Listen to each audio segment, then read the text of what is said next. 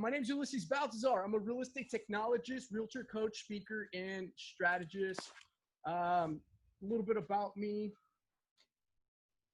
I am the owner of Sacramento Homes and Lifestyle Real Estate Group, founder and CEO of Legendary Virtual Studios, and chief technology officer over at the Rich Life Academy, basically part of Vault Investment Properties. And let's go. My background is I'm a military veteran, drone pilot. I'm an aerospace engineer, biomedical engineer, former owner of DCS Technologies, and former CEO of Mass Exposure Marketing Agency. So with this, I've got a lot of experience in my background when it comes to technology. I've been a tinker since I was a kid, in the tech space, computer building systems, coding, programming to an extent. But needless to say, I'm just completely fascinated by the tech space, where we're going, and everything that's happening nowadays. So without further ado, let's just go ahead and get started on today's class, which is going to be about branding yourself. All right, so brand marketing. Let's get started. So before you start a brand, you have to do what? What is it that you have to do when you start a brand? Now, I know that you guys can't really talk here, but what I'm going to do, yes, I did try reinitializing my microphone, and for some weird reason, I still can't hear. I don't know if it's because I don't have a true EXP account. Maybe I'm just a guest here. I have no clue. So this would definitely be out of my scope of work of understanding how all of the components inside here work. But I'm pretty sure I could figure it out within due time, but we just don't have that time right now. So before you start a brand, you have to do what, right? When you go to a bank, when you go get a business loan, when you go anywhere and you're trying to start a business or trying to scale your business or any of those fun jazz, there is something that every single one of these individuals always asks. They always ask, who are you going to either be selling this product, service, or whatever to, okay? And with that, you have to understand who your target audience is. So you have to figure out who your audience is. A big mistake that a lot of entrepreneurs and business owners make is assuming that they are their target audience. While they may be one of the target personas, it is almost never the bulk of their target audience. There are often 2 to 3 personas that a brand starts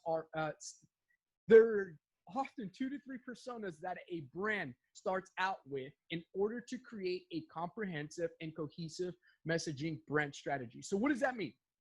In essence, a lot of real estate professionals make the mistake that every time they're thinking about like, okay, cool, who are you going to go after? Who is the people that you like doing work with? The most common denominator answer to this is usually everyone. I like to work with everyone. And we just all simply know that that is just not true. And if you're brand new into the real estate game, then it's time someone tells you that is just not true. You're not going to work with everyone. Not every agent's for every client, not every client's for every agent. And that's just something, that's a tough pill that you have to swallow. Now, I'm 33 years old. If I shave my facial hair off and everything, I look like I'm probably 18. I keep getting that all the time. When I was in the military, I kept getting made fun of about like, oh, hey, was it, bring your child to work day type of thing? Yes, my own NCO and chain of command used to make fun of me because I looked like a baby. And with that, I really have learned to understand that, look, not every client's ever going to give me the deal. I might know what I am doing. I might know everything that it is that they're looking for. I might just not be the great personality, the right personality or attitude or mindset or whatever that the customer is looking for. We try to be the best we can. But like for me, if I walk into a listing appointment of someone that probably in their 70s, chances are I'm not going to get the listing. I have had that happen to me numerous times where they want to work with someone that just looks older. And and as much as we want to make sure that we are the ones closing the deals, closing the sale and all of that, it just doesn't work that way sometimes, right? We can't get them all.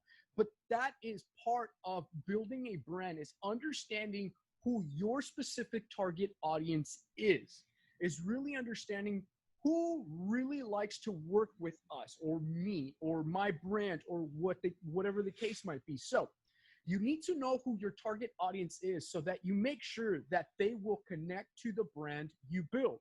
If you create a brand with no one particular in mind, which basically that's when a real estate agent says, I like to work with everyone. That is just not the case. If you create a brand with no one particular in mind, then they're going to have a lot of trouble finding an audience, which makes that, which means that your branding efforts will have been for nothing. It's only once you've pinpointed who your audience is that you can begin developing things like your mission statement and your brand message. All right. So everything I'm going to show you guys today and I'm going to talk about is really kind of like the step-by-step and checklist process of things that you have to think about and in the order that you have to check these boxes off.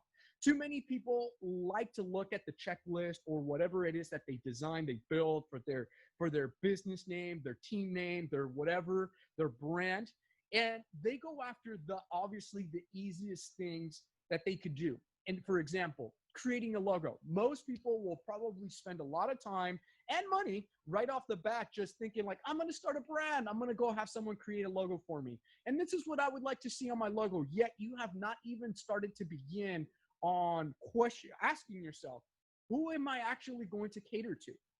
Is it going to be first-time home buyers? Is it going to be sellers? Is it going to be investors? It could be all three, and that's okay. But then you start narrowing down. Who are these sellers, investors, and buyers, right? Who are they? Are they 24 to 35-year-olds? Are they 35 to 46? Are they both of those? Are they the 55 and older? Like, you have to start understanding like, okay, who is it that we are targeting specifically that we can connect with the easiest? If you have already been doing business, then I want you to look at who it is of the people that you've already worked with, your past clients. Doesn't mean that you might have closed a deal with them, because I'm pretty sure a lot of you guys lead generate. You have talked to a lot of prospects out there. And the biggest key thing is that you have to ask yourself, who is the common denominator on all of that, right? Are they young cats? Are they older cats? Are they mainly males? Are they mainly females? Are they African American? Are they Asian? Are they Mexican? Whatever the case might be. Now, of course, you guys probably can't tell by looking at my avatar that I am Mexican, but I am. That's that's my roots. I speak perfecto español, and the funniest thing is that my number one demographic are not Mexicans. When it comes to Sacramento Homes and Lifestyle, and we look to our common denominator of who it is that our past clients are, who it seems to be that we tend to work with the best, it is not Mexicans. Shocker, right? Like, oh my God, you're Mexican and you don't cater to your own people. No, unfortunately, I don't get along with them when it comes to doing real estate business. It's always, they treat me like I'm family. And I don't know if you guys have ever worked with a family member, but they expect the world of you. And at the same time, they expect that you're going to give them, for some weird reason, a massive deal of some sort, that their closing costs or whatnot. I don't know if you've ever experienced someone that like, hey, you know, you're going to cash out some of your commission towards helping us with their closing costs and all that. I don't know what it is about that, but they always constantly feel that they are going to get a massive deal from me. And that's just not how real estate works. I try to educate them, and it just always doesn't end up being the right fit. Who has been the right fit for Sacramento Homes and Lifestyle, and specifically, who has Ulysses Baltazar closed the most deals with? Filipinos. The Filipino culture, for some weird reason, I mean, it's not even weird. I love the Filipino culture. I love the food. I love that. And that right there, I click with them on that level. Every time I go to a listing appointment and it's a Filipino culture family, they're inviting me to sit down for dinner and eat first and then talk business and do all these things. And it has been, every time that happens, I know I'm walking away with a deal, because they have they have not just opened their doors to negotiate and talk about this listing or helping them find a house or an investment property, where the case might be. They have welcomed me into their family just right off the bat. And this is some of those things you guys might have heard this quotes before: your vibe attracts your tribe, right? birds of a feather flock together, whatever the case might be. You guys have heard all these different things that basically mean the exact same thing. You are matching someone else's frequency and thereby you're getting along. And what I mean by matching someone else's frequency is literally your mindset, your habit, your discipline, the things that you like, your interests, similar backgrounds, your roots, whatever the case might be. And sometimes it is simply just the personality, right? I use the word broski, right? And broski is something extremely, I think it's very Pacific Asian Islander. It's one of my closest friends. He's Hawaiian. And he's the one that started this word calling me broski out of nowhere. I've never heard it before, and it's stuck. And now I use it everywhere.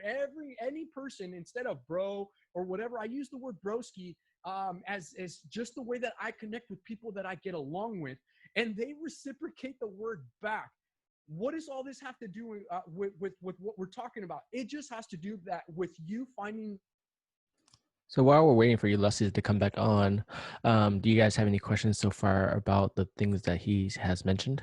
A big part of this is just, basically on brand marketing. So creating your identity, knowing who you are, knowing who your target audience is, and finding ways to relate, to connect with them, to be able to help them to communicate, so they have a good understanding of who you are, how you can help them, creating your identity so they understand what you do, how you do it, and who do you work with, right?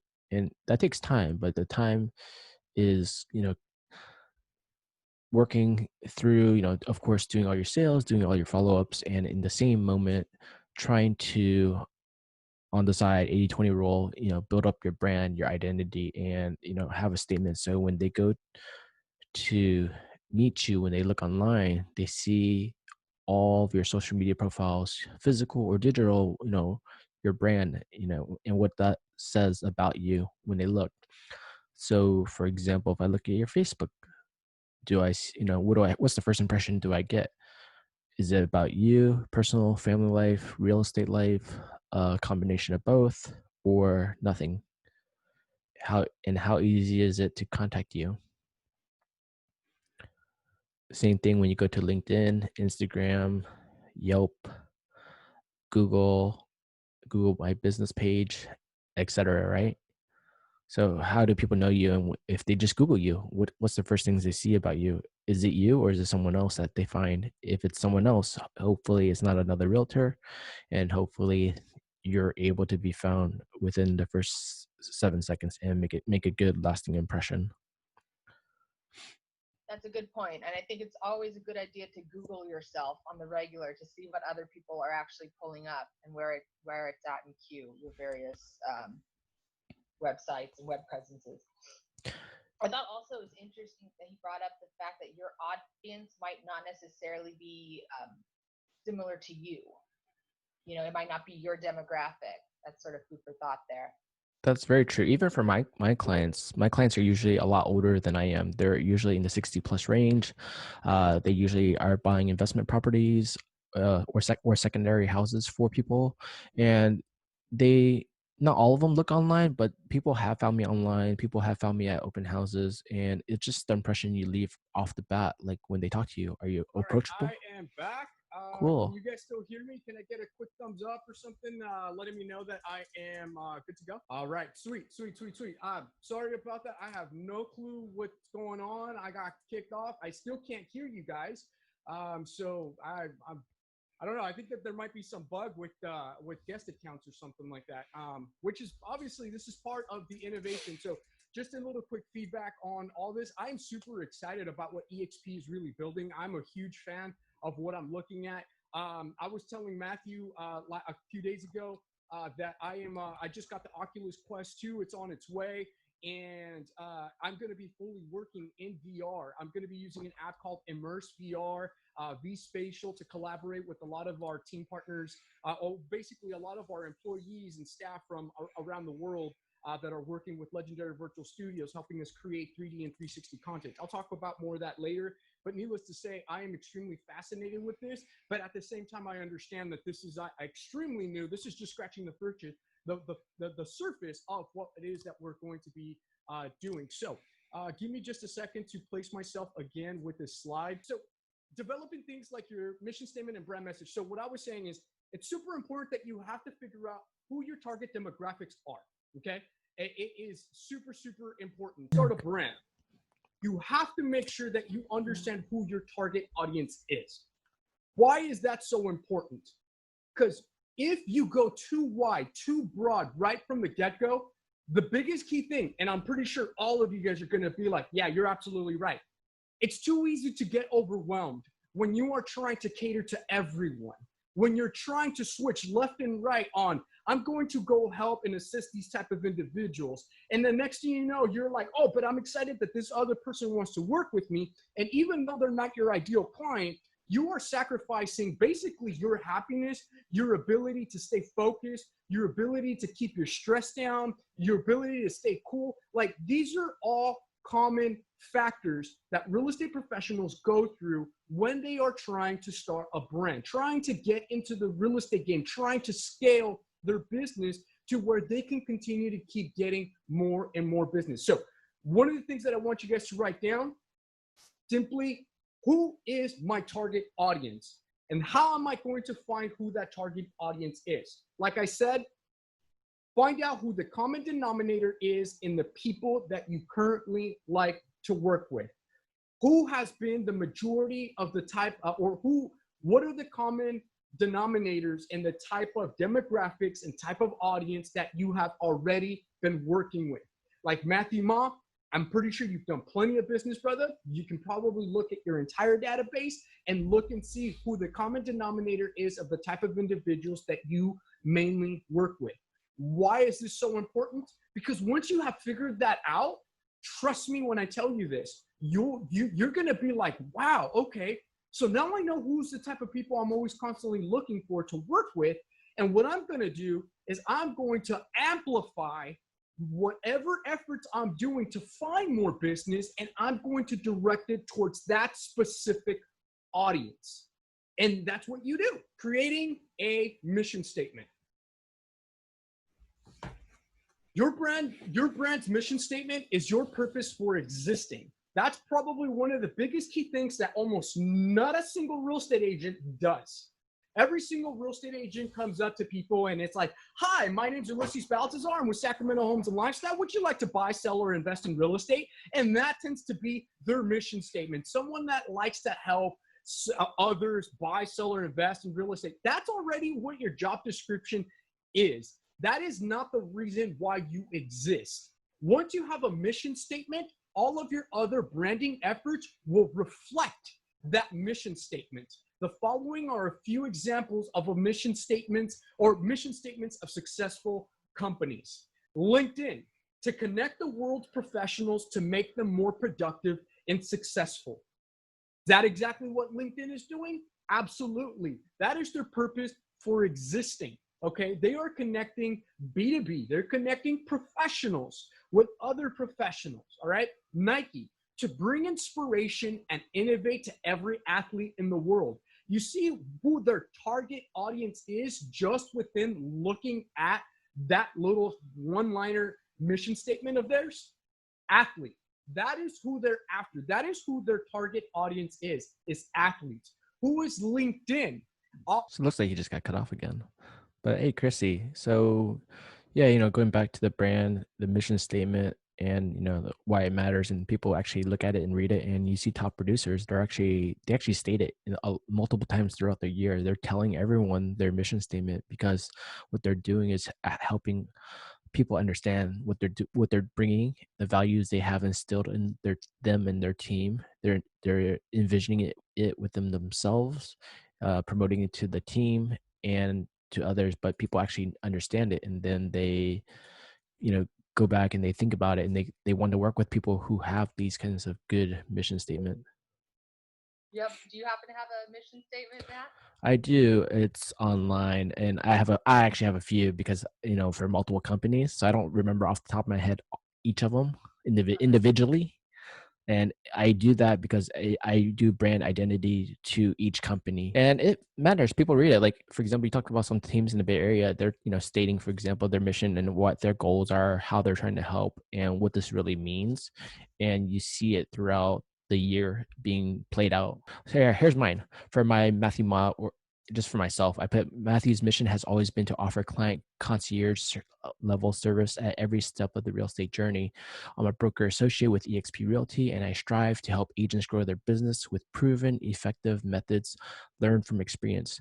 Throughout my podcast, The Truth About Real Estate, and on Vaught University, I educate sellers, investors, and real estate agents on the current state of the market, how to use innovations in technology, sales, and marketing to build a scalable business. As an investor and syndicator with Avant Asset Management, I dedicate to client success by building wealth through investments in apartment building syndications. Nice. Yeah, basically I incorporated my main name. I incorporated all four of my businesses together into one statement, so anyone can see it, and kind of it all correlates together. It's all relatable, and it shows them the background experience as well as what we do to help people in real estate. Gotcha. Going back to what you mentioned earlier, you said that your target audience is mostly older folks, people looking for investment properties or moving up. How did you initially determine that was your target audience or your people? I think my way was I got into real estate sales, and I was, starting to think about what I want to do. My mentor says, what do you really want? Do you want to sell condos, single family homes? Are you more analytical? You want to focus on multi-unit buildings, investments? And I just went straight into multi-unit buildings and investments. I'm like, it didn't matter I was 24. What mattered is I knew my financial numbers and how to make things work and how to analyze and how to explain it. So I started just helping a lot of San Francisco multi-unit owners. And I'm like, okay, well, who really buys this? 20-year-olds don't buy this. Pretty bold. I mean, I'd imagine that most new agents would go by default to first home buyers, to go straight to the playing with the big boys. Yeah. And had some challenges along the way, I'd imagine. it does. And it was fun. And I think he just said, well, you understand the numbers, how to make it work. You understand the background. You bought your first house when you're 24. And you figured it out. So why don't you just go target multi-units? Okay, well, let me start reaching out. Who do I reach out to? Family, friends, people I know first and foremost, and then you start branching off.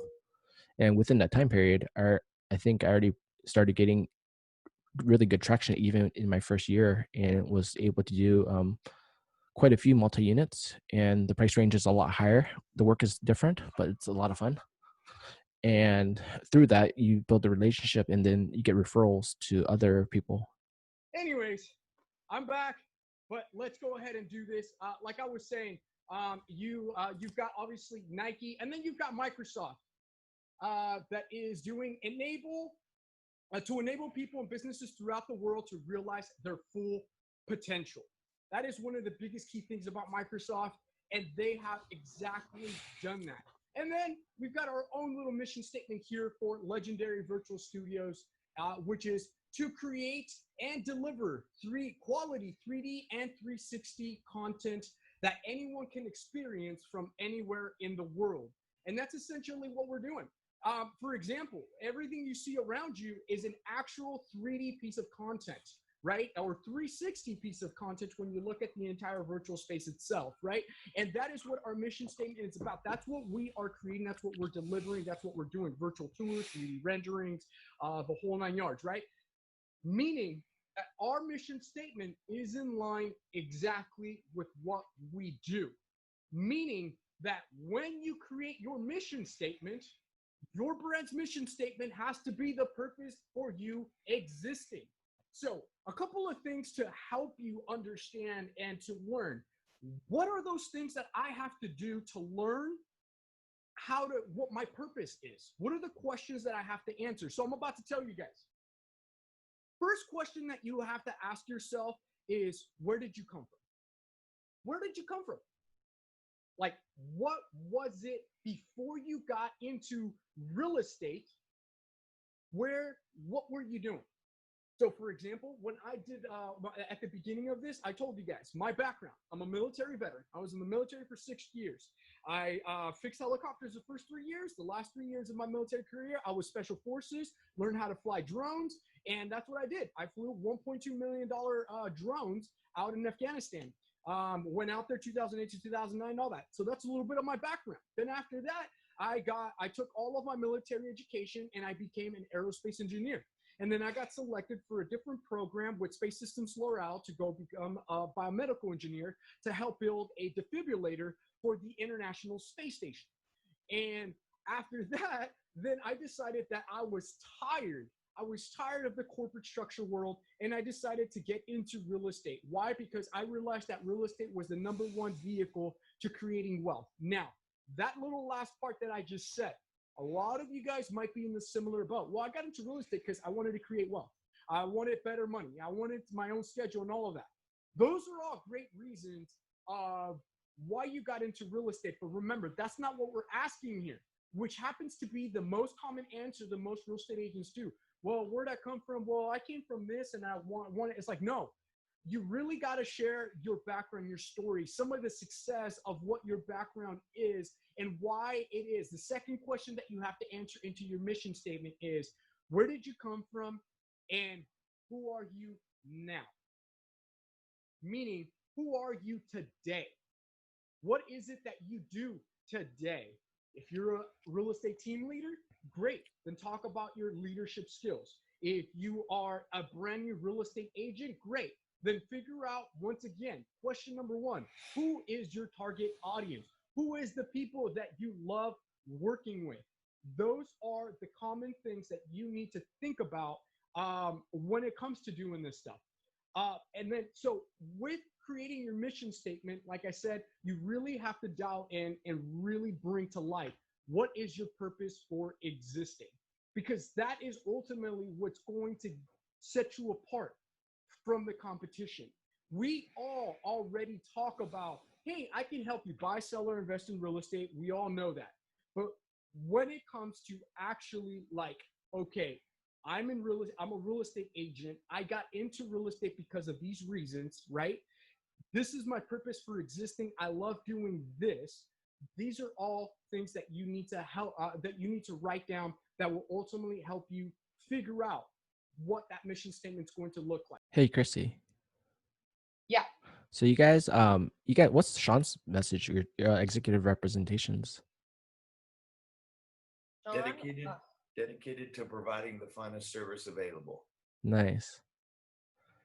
Just short to the point. Sweet. Yeah. And then we have another one that's kind of a tagline motto, which is "Let us represent you." Yeah. You know, executive representation. Let us represent you. Executive representation dedicated to finding the finest service available. Okay.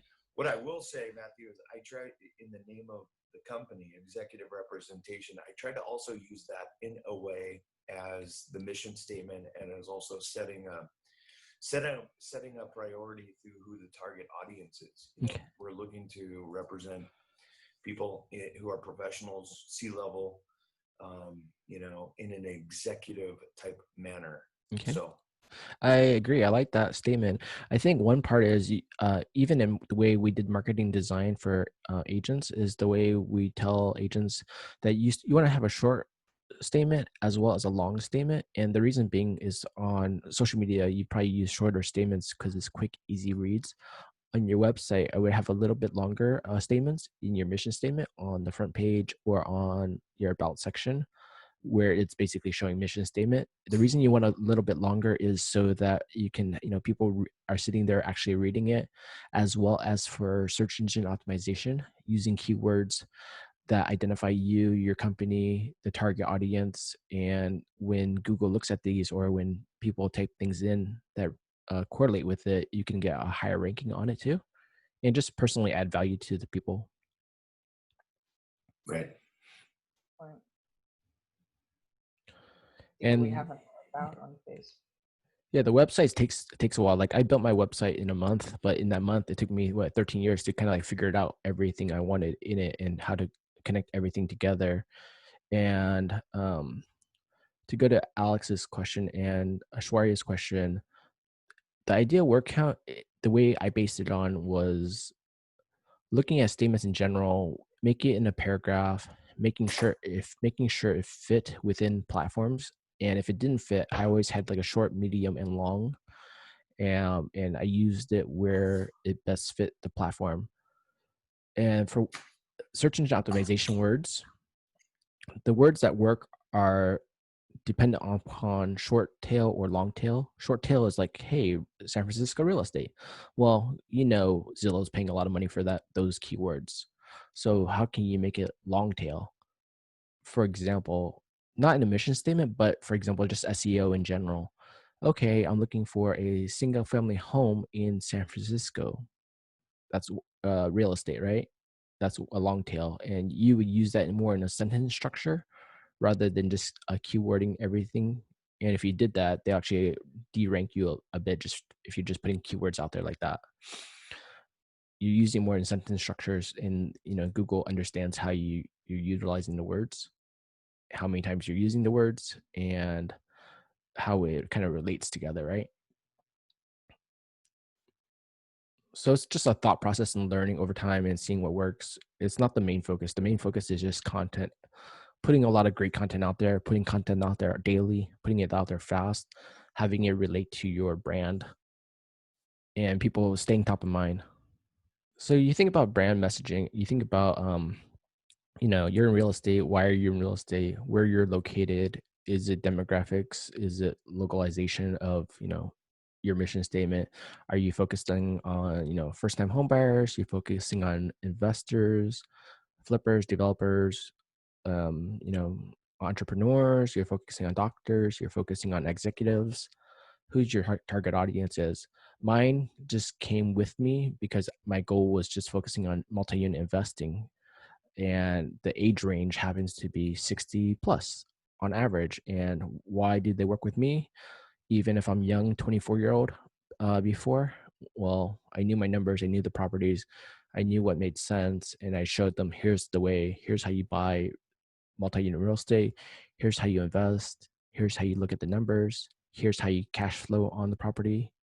It's not emotional, it's more analytical. It's much easier for me than dealing with emotional based on what colors you like or what style you like. And affordability is different price points. So for me, it's easier when you're at a higher price point and you have rental income coming in. It's probably easier for you to qualify if you have the down payment to meet it. So kind of figure out what you want, where you want to be, what you like matters, because then you can start identifying. Some top agents say, hey, I want to work with people who are looking to trade up, trade down, or people who are first-time home buyers. Because for example, if you're a young person who's a first-time home buyer yourself, you're kind of in the same area, you understand the motivation, the goals, and how to achieve it, right? So you start creating your message around that. Some people identify more with, okay, senior housing, seniors, and downsizing, because they might be of the same age. They might start helping them and identifying with them. So figuring out where you want to be. So Aswarya, do you have an idea where you want to be?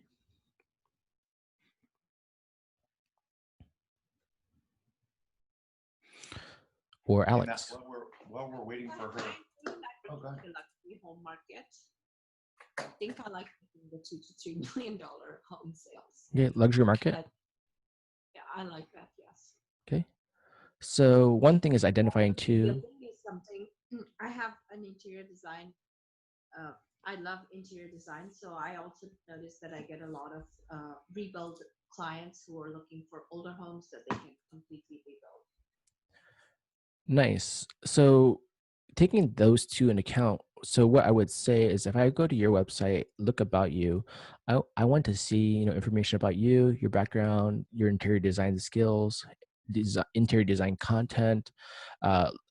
Your website and brand should represent luxury, photos, videos, information talking about new development, luxury homes, interior design skills, and just showcasing examples on social media, on Pinterest, and kind of identifying your brand without asking you. I should be able to look at all your online profiles and see, hey, looks like a really good luxury agent who knows interior design, who can help me invest into the luxury market. And the houses you see on your website should show that, price point. Perfect. That's exactly what I was looking at. I've hired a PR person, Mm-hmm. and she was showing me Reese Witherspoon's, because I said I do so many different things that can look really cluttered. She suggested Linktree, which is where you kind of it helps not make your profile look cluttered. And she was showing me Reese Witherspoon does a really good job with it, because she does. So one thing about Linktree that I don't use, the reason I don't use Linktree is because Linktree is based upon, you tying in all your profiles to a Linktree website. Even though you can use your name and go, for example, linktree.ashwarya.com, you could technically, yes, but they have the control. So the way I'm personally building it is I build it through my own WordPress site. So I make it look like a Linktree, but the page looks like a link tree, but it's really not. It's owned by me, controlled by me, and everything goes back to my website. So you have full control. Hey, Ulysses. All right, cool. I am back. Okay, good. Is it cool if I jump in, Matt? Yeah, go for it. Okay, cool. All right, so yeah, see, still can't hear you guys for some weird reason. So I don't know. All right, so let's go back to creating your brand message. I did a couple of tweaking. I jumped into the code of my computer and I turned off a bunch of different tasks and stuff like that could potentially be causing this.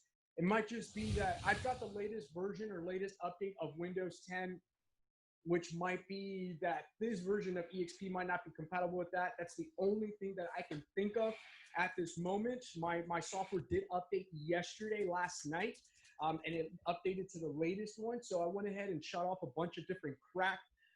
So hopefully that fixes this issue, and I will be more than happy to send EXP developers crash reports so that way they can kind of see what's going on here. All right, so let's go back to creating your brand message. So we talked about already figuring out who your audience is, right? We talked about creating a mission statement. So let's recap real quick. Figure out who your audience is. You have to understand who your target audience is so that way you can amplify all of your efforts towards the audience that you resonate with best. Create a mission statement. You got to create a mission that explains why your purpose of existing, what the purpose of you existing is. Why are you in real estate? Why is it that you're doing the things that you are doing? What are the things that motivate you, that drive you to doing you being in real estate? Here's one of the biggest key things that I didn't touch on in the previous slide, but I will mention it now. You got to understand, real estate professionals are dime a dozen. You guys know this. In Sacramento alone, at Sacramento Association of Realtors, there's like 7,000 plus agents signed up there. And then you go to PCAR, Placer County Association of Realtors, there's probably well over 6, 7, I don't know. So someone said it was less than 7. Some people have said it's close to 10. I'm not exactly sure exactly what the final number is. I've taught classes in both those associations. And the biggest key thing is that there are tons of real estate agents out there, just like there are tons of different car dealerships. But why is it that you go back to the same car dealership that you normally like to do? Or why is it that when you're looking for a car, what is it that you're looking for? You're looking for the best deal. So when it comes to you building your brand, you have to make it look, your mission statement has to be best deal for these, for your Yeah, not sure why Ulysses has that issue right now. Okay. So going back again, talking about brand messaging, talking about target marketing, Ashwarya, you identified, luxury interior design, just getting the content out there, pushing it out there and people to see. I think one thing agents are missing is, massive exposure and intent. So, trying to spend some time posting every day, like Gary Vaynerchuk does 36 a day, but he has a whole army to do that, right? We don't. So just for example, posting one message a day, even Sean and Chrissy mentioned that, try to post one photo or video a day. I think Spencer does a great job about that because he has videos all the time, and having a good calendar about that. For example, one video a week on market update, or a photo and a post about your market, what's going on in the market, and using the stats from your association or from car, for example. That's one. You can do that once a week and give an update, or using other tools to do the market updates. Another one is, hey, for example, once a month, posting a new development video showing new developments in your areas that you specialize in. And on Tuesdays, for example, doing a broker tour. So even though you can't do tours, you can set appointments, take a look at houses that you like, that kind of identify with your brand, and then show that homes, and show that you're doing broker tours, and you're also always stating the fact, hey, do you know anyone looking to buy or sell, buy, sell, or invest? Let me know. I'm happy to help them. Or I'm never too busy for your referrals. Whatever kind of statement you want to say, but you're kind of leaving a message saying that, hey, you're here to help them. Is another topic, right? So you can think of so many different ways to help people to post messages out there, but generally it comes back down to your brand and the content that you're providing, the value you're providing. If you go out and every day and just post, I just sold this, I just sold that, and I just listed this, it doesn't really add value. It just shows that you're busy, but it doesn't tell them how you're helping them. It doesn't have a story behind it. A way to do it better would be a story for each property. Here's why you got the listing. Here's how you're helping the people. Here's the goals. Here's the accomplishments later. Like, hey, I help my clients downsize, upsize, move to another state, whatever. Help them with their retirement. Create a new chapter for them. You're telling a better story of how, and that's more connection and relations, right? In terms of like content wise too, trying to put out content, like, so for us, we're trying to put content out on social media all the time. We need to spend some time putting it into our website, putting it into blogs, putting it into posts, right? But it's a lot of work on top of real estate. I get it. It's just trying to do a minimum of one a week or one a day, and spending at least 20-30 minutes to just get one thing out, or having a team to help you over time. Start off, you can have a VA start off with the basics, right? You write the content, or they help you and you edit it, and then they help post it, right?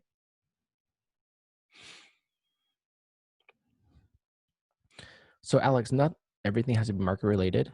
It should be real estate related in some form, for at least for your real estate website. For your personal Facebook page, then it can be, it should be a high mix of your personal lifestyle, things going on in life, your neighborhood, your community. And in a way, it kind of still relates to real estate, because you're talking about your neighborhood, your community, things you enjoy, why you love living here, what's special, all the things that your lifestyle, because you're also in a way promoting your brand, the lifestyle of where you live and why you enjoy it so much. So that does correlate back to real estate, right?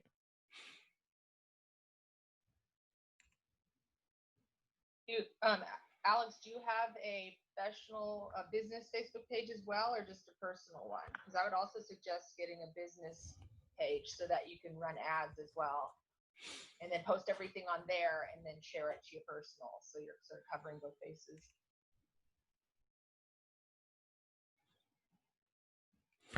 So Ulysses had a suggestion. Should we just hop on a Zoom call? And I already have the Zoom set up already. I can just send you guys who's on the Zoom link.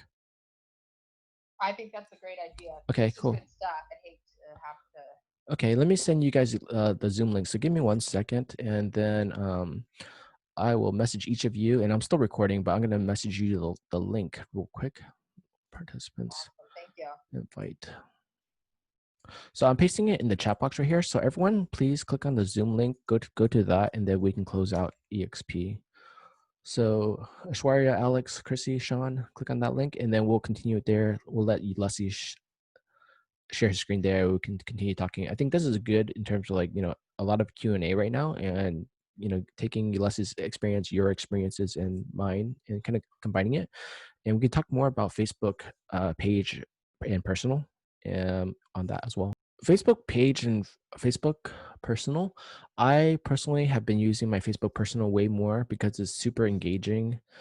People see it all the time, and I'm getting ranked higher and higher. My hit count is going up per video share now, and per posting. It's going higher because I'm constantly posting a lot more content out. Not every day, but as much as time allows. It's not my main. It's not and should not be my main focus. I don't use my Facebook business page at all right now. It is good for Facebook advertising. So if you're doing advertising, you should have a page to do that for ad tracking and Yeah. results. But Yeah, that's for posting wise, it's not so much because my post wise, I don't really get engagement on my post for my Facebook business page because we've noticed the same thing. And it's interesting because I was just having a conversation with my sister about this the other day. She said, "You post too much real estate stuff. You should have a separate business page for that." sorry, I No, au understand. contraire. I said every real estate agent I know has sort of a combination of personal posts and real estate related posts and the whole variety.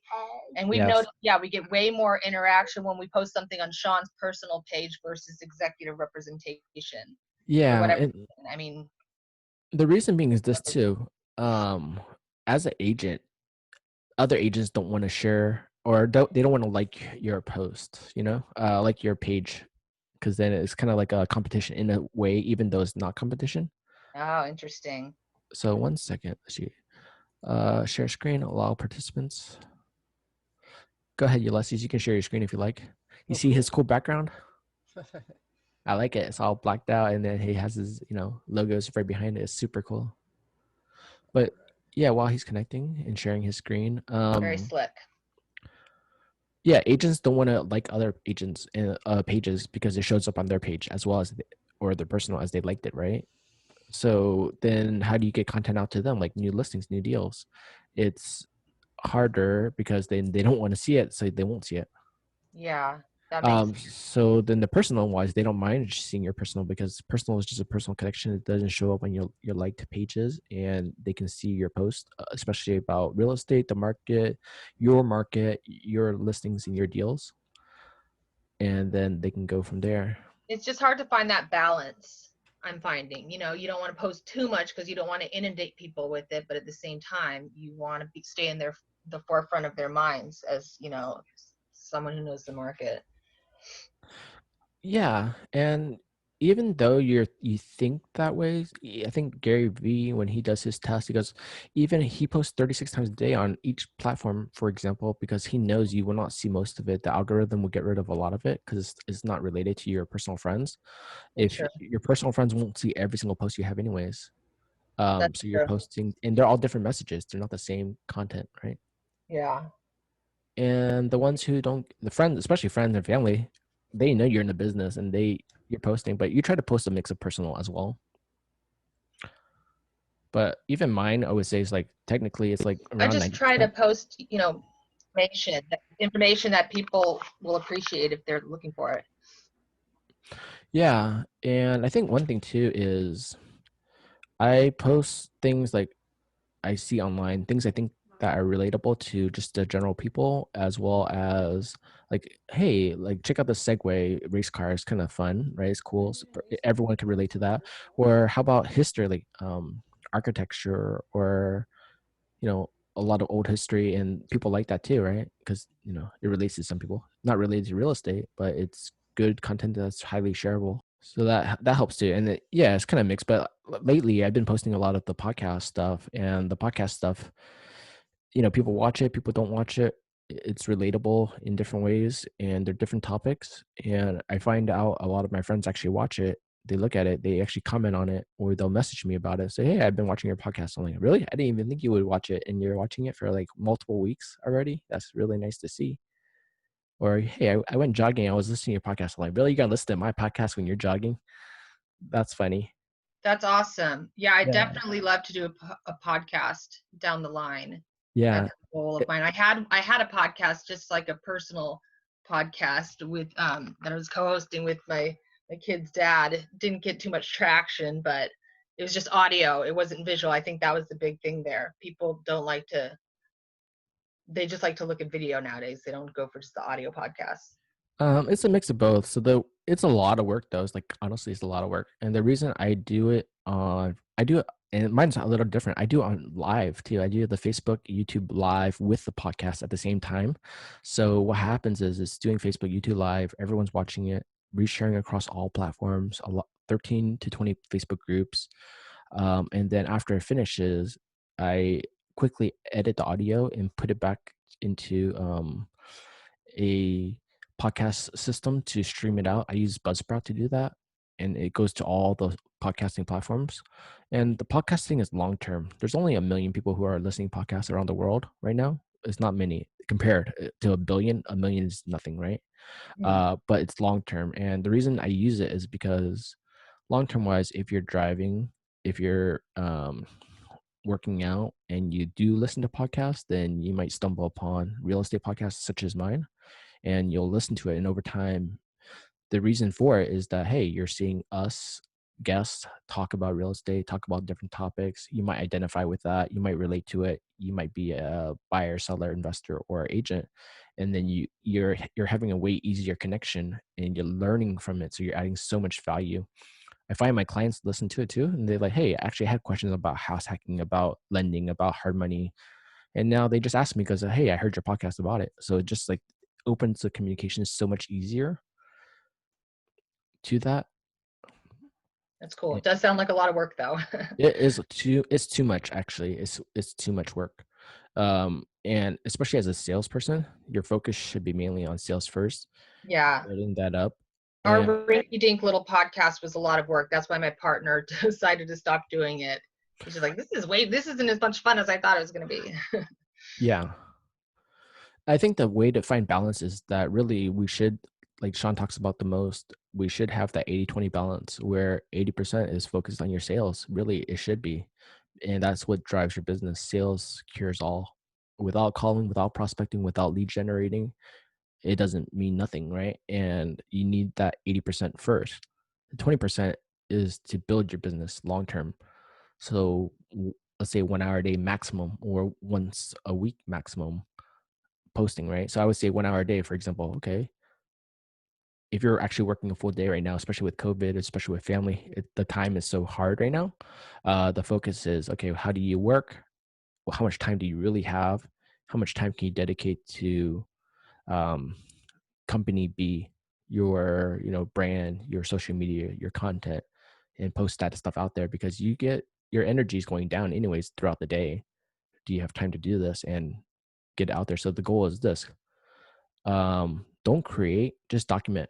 So like Gary Vee says, if you're spending time creating, you're spending way too much time building. And if you document things, it'd be way faster. And the way documenting means, okay, hey, you go to broker tour.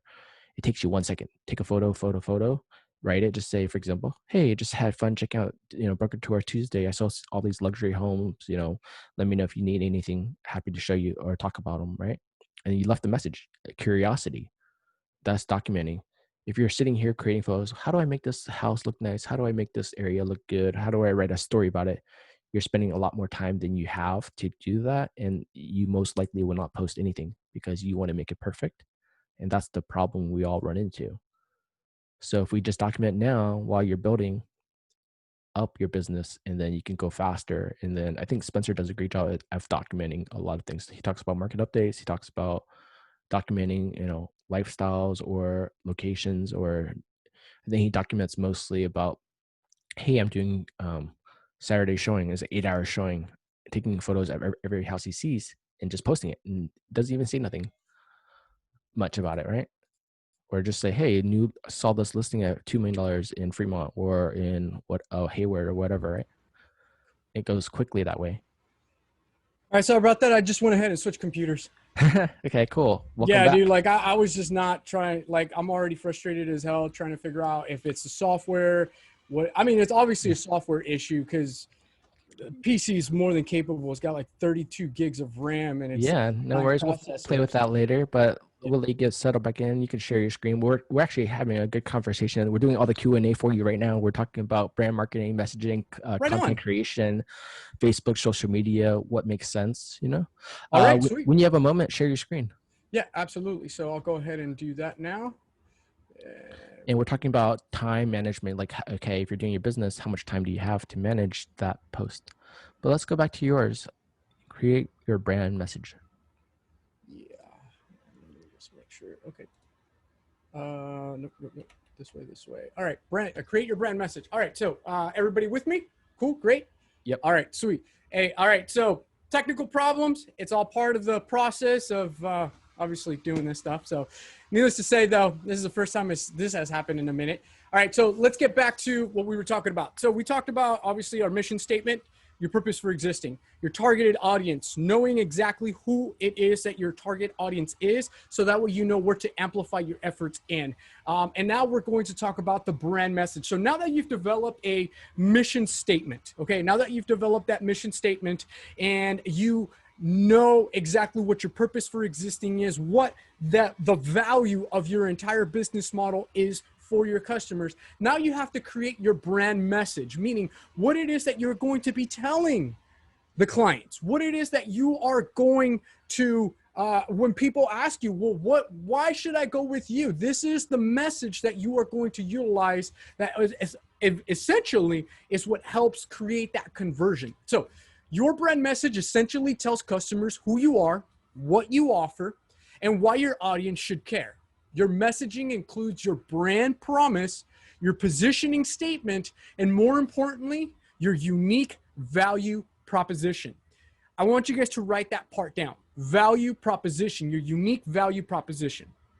Why is that part so important? Because this is the one part, that one thing that essentially will sum up why people should work with you over the other real estate agent, right? Why people will work with Matthew Ma versus working with Ulysses Baltazar or Sacramento Homes and Lifestyle, right? What is your unique value proposition? Whatever product or service you offer, there are going to be hundreds, if not thousands, of other companies that provide similar products or services. I mean, you guys already know that. Tons of real estate agents, to the left, right of you. So often with bigger budgets and more resources at their fingertips. I think that this part right here is the one thing that is the reason why most real estate professionals procrastinate on doing any of this stuff, is because they honestly think that they require capital, that they need more money, or they need money in general in order to really create a brand, when in reality, it has nothing to do with money and it has everything to do with you, the actions that you take, your effort, and the way that you tell your story. And that has nothing to do with money. It all has to do with, is your story, your value proposition, your unique value proposition, your mission statement, your brand message, is all of that. Is it good enough to get your customers' attention? And if it doesn't get your customers' attention, then guess what? And you know that it's good, then that is not who your target audience is, because clearly they are not connecting with you, right? They are not on the same frequency as you. What you are offering is not in line with what they are looking for, the individual that they want to work with. So when it comes to this often bigger budgets and more research at the fingertips, that bigger budget thing is really honestly for amplifying what you already have built. All right. So an important part of your branding efforts is to make your brand stand out from similar brands around the world. To do this, you need a unique value proposition. It's important to note that this doesn't just include the features or benefits that your product or services provide. A lot of people, like I said, well, I can help you solve the problem of selling your house. Well, I can help you buy a house. I love working with first-time home buyers. Or, hey, you know what? You need an investment property. I can help you with that.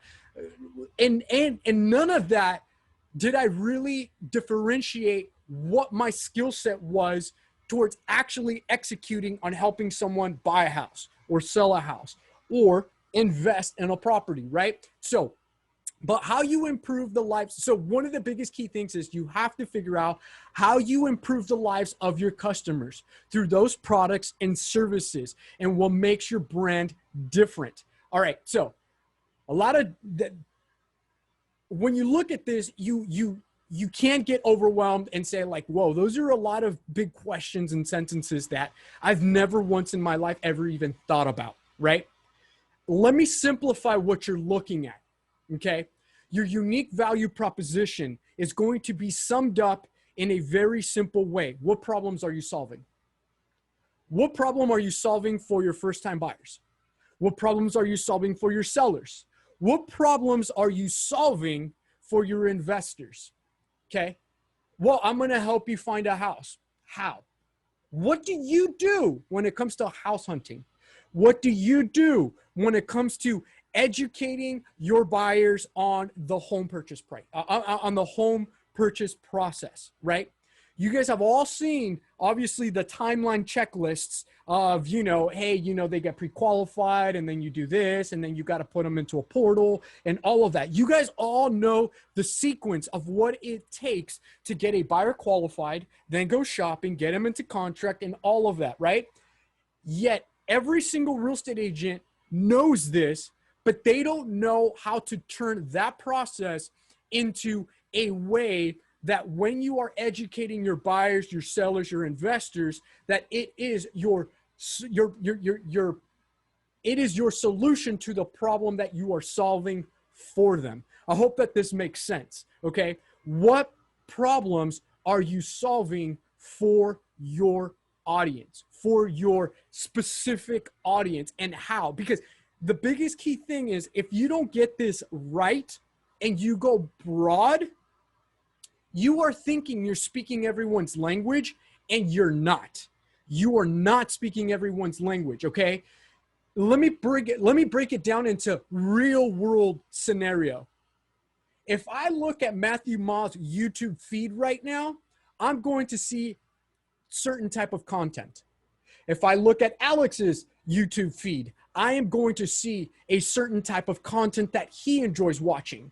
If I look at Chrissy's YouTube feed, same thing. Same thing with Facebook, Instagram, whatever other platform, LinkedIn. If I look at your guys' feeds, it is going to be completely different than all of your guys is one another. There might be some common denominators, and those common denominators, I bet, is going to be real estate related.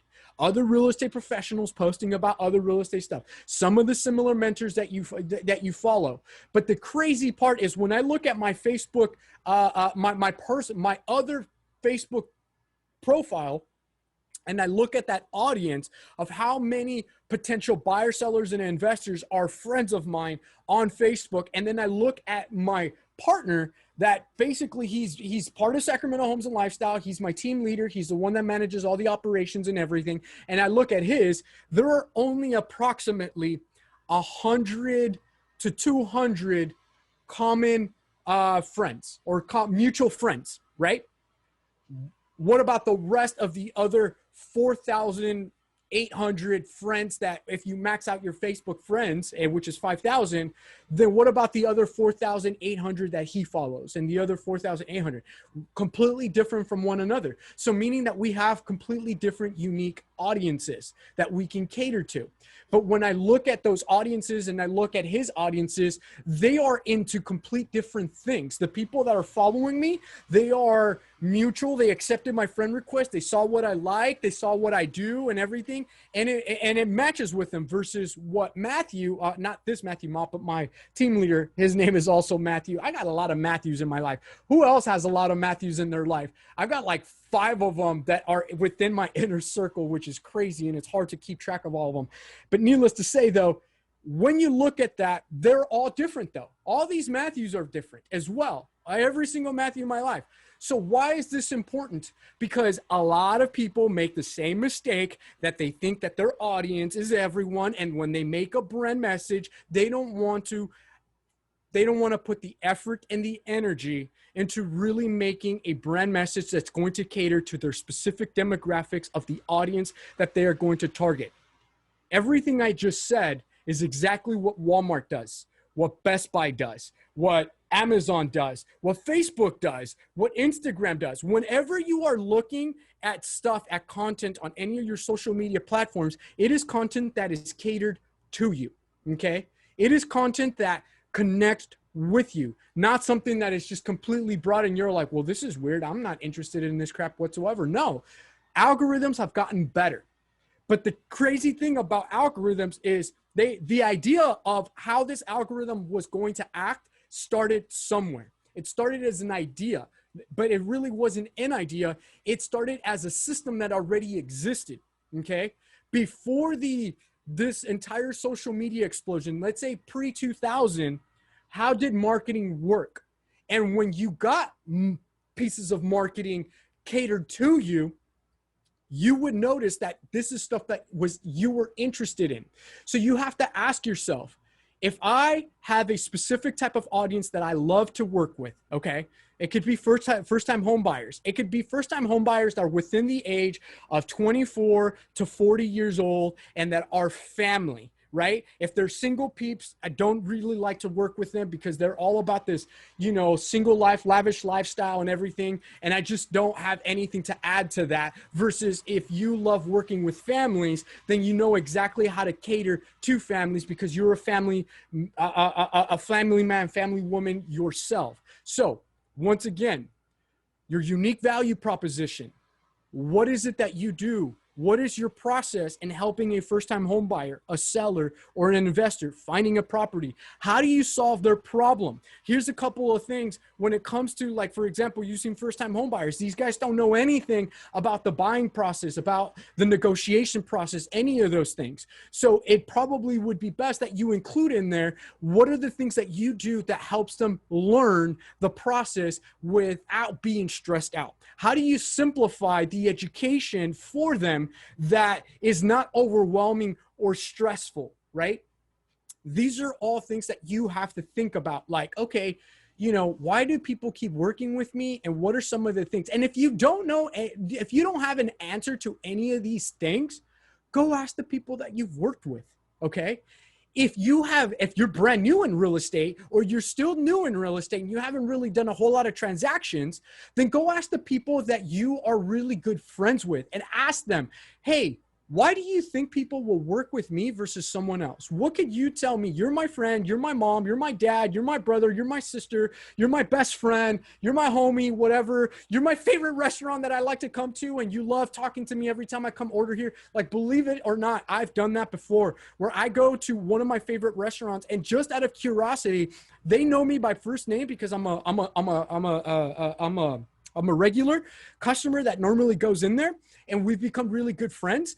And I've always asked them, like, hey, what is it about me that, when we talk, like, you enjoy having a conversation with me, right? I get my food and he comes and sit down at the table with me and we conversate. I conversate with the CEO or the owner of that restaurant. And he always tells me, dude, you're energetic. And every time I have a conversation with you is extremely intellectual. And I always come out learning something. So thereby I know what some of those, and I don't sit there and think about like, oh yeah, I am knowledgeable, I'm energetic, I'm always motivational, I'm always positive, I'm always doing these things and everything. And I know how to create analogies that help people understand these things. I do this naturally, but I never identified those skill sets, those traits, those things that I do that help people. I never thought about those things. I just do it naturally. But now when I ask someone else to give a simple description of me and why they enjoy talking to me, why they enjoy those, that's when all of a sudden those things came to light where it was like, oh, wow, okay.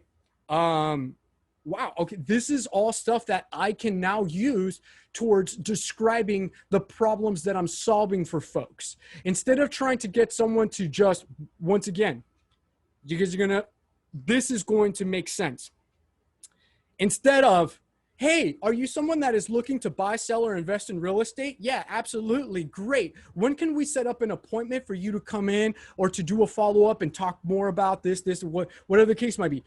Going straight for the close versus really trying to educate them on why you're the best fit to work with them and then going for the close of setting up the appointment. How many of you probably already do that where you're just trying to get the appointment locked in, yet you have provided no value whatsoever to the customer over the phone or at the open house or whatever the case might be?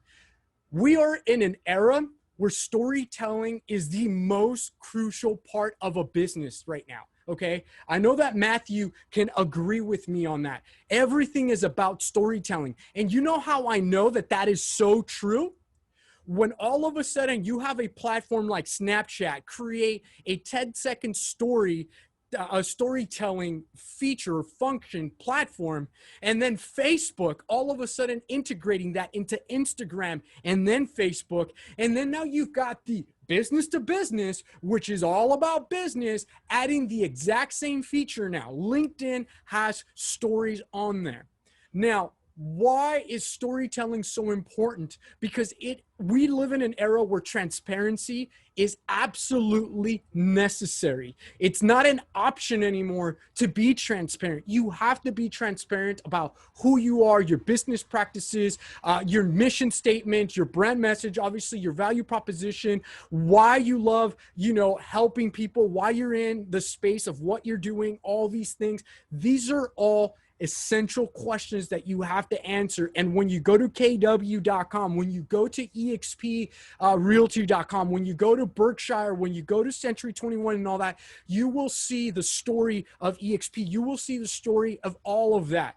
But folks, that is not your story. Folks, you do not want your customer to leave you for another EXP person, because then they're going, let me put it this way.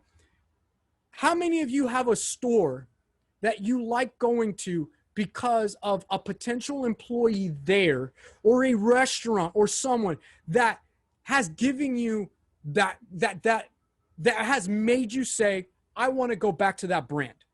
I want to work with that brand again. I want to go to that store again because of the experience that you had there. But more importantly, the story that you're learning about also that product, service, whatever the case might be, the things that you know about them, where they came from, whatever the case might be. How many brands that you guys enjoy now, okay, that you saw growing up over time, and you were part of that journey over time, the release of their products, their services, things have gotten better, whatever the case might be. You want your customers to remember you, not EXP, not Century 21, not KW, none of them. You don't want them to remember those brands. Those brands are amplifying you. Okay? And so with that, you have to really bring in the thought process of, how do I want people to remember me? Okay? Sacramento Homes and Lifestyle, not KW, EXP, whatever the case might be. All right? You don't know where EXP is going to be in the next 10 years, 20 years. I don't know where KW is going to be in the next 10, 20 years. This next decade is going to transform every single real estate industry. I promise you that. EXP's already got a good idea and vision of where this is going by working in a virtual space within the EXP world, right? It's a great, I mean, I am fascinated by it. I love it. I already see it. I'm going to be using a similar software called Immersed for my workspace and everything that is not real estate related, for Legendary Virtual Studios, for managing my team, Sacramento Homes and Lifestyle, and all that other fun jazz. Like this is where all of this stuff is going. So where are these brands going to be? So if you right now are dependent on, hi, my name's Ulysses Baltazar with Keller Williams, then you sound like an employee of Keller Williams versus you being your own boss of your own brand. All right. I want you guys to really take what I'm saying, into huge consideration. Okay. All right. Now, create a visual identity. You've now created your mission. You've now figured out who your target audience is. Here's the people that I like to work with. Okay. You've now created your mission statement. Here's my purpose for existing. All right. This is why I got into this game. And then you've now created your brand message. Here's the problems. Now that I've gotten into the game, here's where I came from. Here's the reason why we exist. Now here's our unique value proposition. Here are the problems that I am solving for you. Okay. This is why you need to work with Matthew Ma Real Estate Team, Sacramento Homes and Lifestyle, whatever the case might be. Remember, not EXP, not KW, not Century 21, not Berkshire, none of those, but you. What? Now you've identified that. Now that you've got all of that, now you start to look at those things. Well, here's my purpose for existing, and here are the problems that we solve. What is the name of a brand that would then match those things? A lot of you tend to think about, I'm just going to keep it simple and I'm going to be Mr. Tom Daves, right?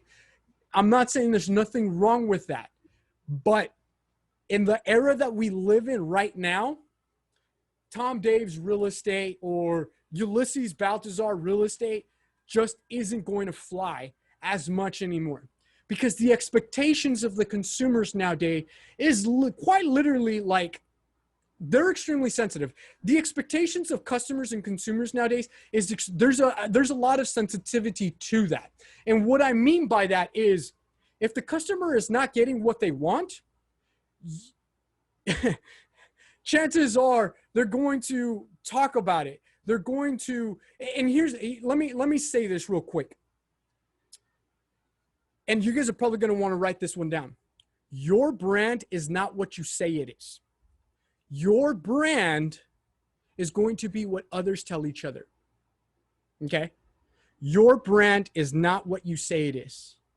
Your brand, it will be what others tell each other. Okay? What customers tell each other. That is exactly ultimately what your brand will end up being. Who sets the script, the tone of what they're going to be talking about? You do. Your brand does. What it represents. Remember, the problems that you're solving, all those characteristics is exactly what the consumer is going to take, regurgitate, and tell others about it. Okay? So, using a personal brand, I'm not a big fan of. Now, you clearly see my personal brand. And here's how I broke it down and asked myself, should I do a brand that is my name, or should I do a brand that is not me? When it came to my real estate team, I asked myself, where am I going to be 5 years from now? Where am I going to be 10 years from now? And will I be the one doing real estate? Will I be the one going to the listing appointments? Will I be the one, negotiating, talking to the sellers and all of that? And I'm going to tell you guys this right now. I don't like selling real estate. I don't like selling real estate.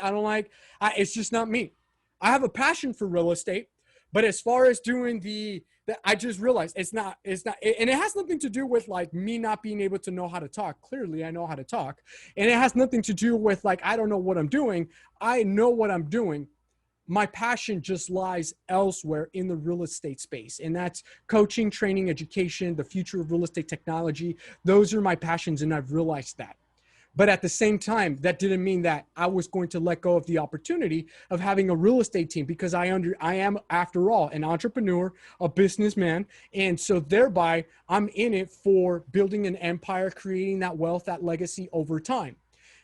What I realized was, since I'm not the one that is going to be going to this listing appointments 5 years from now, 10 years from now, and all that, then I didn't want my brand to be me. I didn't want to set a type of expectation that I was not going to be able to deliver to the customers. I will be the one right now going out there, shaking hands, telling people about it. That is what your job is that when you're starting a brand, you are still the face of it. You are the one that needs to be the one to sell your brand to the customer, to the clients, to the prospects, whatever. You have to convince them about your brand, but it starts with you. But what you're trying to do is, are you trying to sell them on you, or are you trying to sell them on your brand? If you're trying to sell them on you, then that is the expectation that you're going to set. And if it's not you that's going to show up, or that's going to help them, or whatever the case might be, then you are screwing yourself long-term. So that's why we decided to go with Sacramento Homes and Lifestyle. Sacramento Homes and Lifestyle embodies the city of where we do our services in. It embodies what we're about, which is homes, obviously, clearly. And it embodies what we love to focus on, which is the lifestyle aspect of it, right? Because when you buy a house, you're not just buying a house, you're buying a lifestyle. How many of you right now, when you're in your home, you have a certain type of lifestyle? How many of you, when you moved into the house that you live in right now, it changed your lifestyle? It changed the way that you decorate. It changed everything around what you do at that present moment and going forward. When you buy a house, you are literally leveling up your lifestyle. If you didn't own a house and you own a house now, you leveled up your lifestyle. So that's where Sacramento Homes and Lifestyle comes into play. It resonates better. It's easier to remember for our customers. And guess what? I am not the face of it, but I am using my entire influence and power to help people know and learn about it. So in a sense, Ulysses represents Sacramento Homes and Lifestyle. Yet Ulysses is not Sacramento Homes and Lifestyle. That is how I made that distinction and that differentiation. Thereby, I challenge you to do the exact same thing when it comes to your brand, your long-term brand. What is it that people are going to remember 10, 20 years from now? Okay. Now you're looking down at the presentation slide. It says hashtag Ulysses Baltazar. That is another brand. That is my personal brand. Why is it that? Well, let me ask you guys this. How many of you guys have been to a Tony Robbins event, right? And we all have seen the book, all of that. And when you look at all of that, who's the face of all of that? Tony Robbins. Here's one of the things that I know is going to be true. Tony Robbins has this whole entire coaching program of coaches that are certified Tony Robbins coaches. They have come to our office, okay? They have come to our office here in Sacramento, and one of them, talked about it. Hey, I'm something, I can't remember his name, bald guy. Last name was something like Dragon or something like that. And needless to say, though, he's not Tony Robbins, though. His energy's great and all that, but he's not Tony Robbins. So what I learned from that was, before I went all in on the hashtag Ulysses Baltazar, I wanted to make sure what I was going to get myself into. And the one thing that I know is that when I stop doing this, what you guys see here, that's the end of hashtag Ulysses Baltazar. When I retire or I die, right? Not anytime soon, knock on wood. But needless to say, though, when that time comes, hashtag Ulysses Baltazar will die with me. Why? Because unfortunately, no one is going to be able to do what I'm doing right now. No one is going to be able to deliver the energy, all right, the consistency, the knowledge, the experience, and the know-how that I am. My approach, my angle, my voice, right? My value proposition, my problem-solving skills, all right? Yes, there are others that know what I'm doing, but the delivery won't be the same. Thereby, will it really be in line with how Ulysses Baltazar coaches and train? It won't. I've already tried this, by the way. It's not that, oh, have you even tried? I have. I've tried to find other individuals that are like-minded like myself and try to build an organization around this type of stuff. The problem is that when it comes to this type of technology, it's very green sheet. What that means is that it's constantly innovating, so the material will constantly keep innovating quite frequently versus it being more of a every year, every 2 years type of thing. And so it's a very hard thing to do. And that's why I accepted that hashtag Ulysses Baltazar is going to be my personal brand for this, what you see, what's going on. I am a coach and trainer. I'm a real estate technologist. I'm extremely proficient when it comes to marketing, advertising, building strategies, and doing all these fun things. And so thereby, hashtag Ulysses Baltazar is me. If I want people that want what I know, they're going to have to come directly to me. I have no one that I can send them to because I don't know. I know for a fact that the other individuals that I would send them to try to do what I'm doing, the delivery won't be the same. While with Sacramento Homes and Lifestyle, that's a brand, that's a company. And once again, 7,000 agents doing the exact same thing. All we needed to do is set ourselves apart, and we have. We've created a mission statement, a brand message, and all of that is unique to what our core values are and who Sacramento Homes and Lifestyle embodies. And essentially, when I bring real estate agents into Sacramento Homes and Lifestyle, they have to meet certain criteria that is going to be, because when someone hires a Sacramento Homes and Lifestyle real estate agent, there are these things that we are guaranteeing. We are under promising and over delivering, but that under promising, those promises that we are giving up front, we have to make sure that every single one of our agents embodies those requirements of what our brand our mission statement and our brand message is all about. And we're a tech savvy brand, right? We love dealing with customers that are nerds, they're geeks, they're tech savvy, they want smart home automation, they don't want to necessarily buy a new one, so they want a house that could be retrofitted into smart home, or that might already have smart home features like Wi-Fi switches, automated garage, automated Bluetooth door locks, either Google Assistant or Alexa or Siri or whatever the case might be already integrated into the house. These are all things that we already see. I'm not positioning myself for today or for the last decade or trying to do what everyone else did this last decade. That's already gone.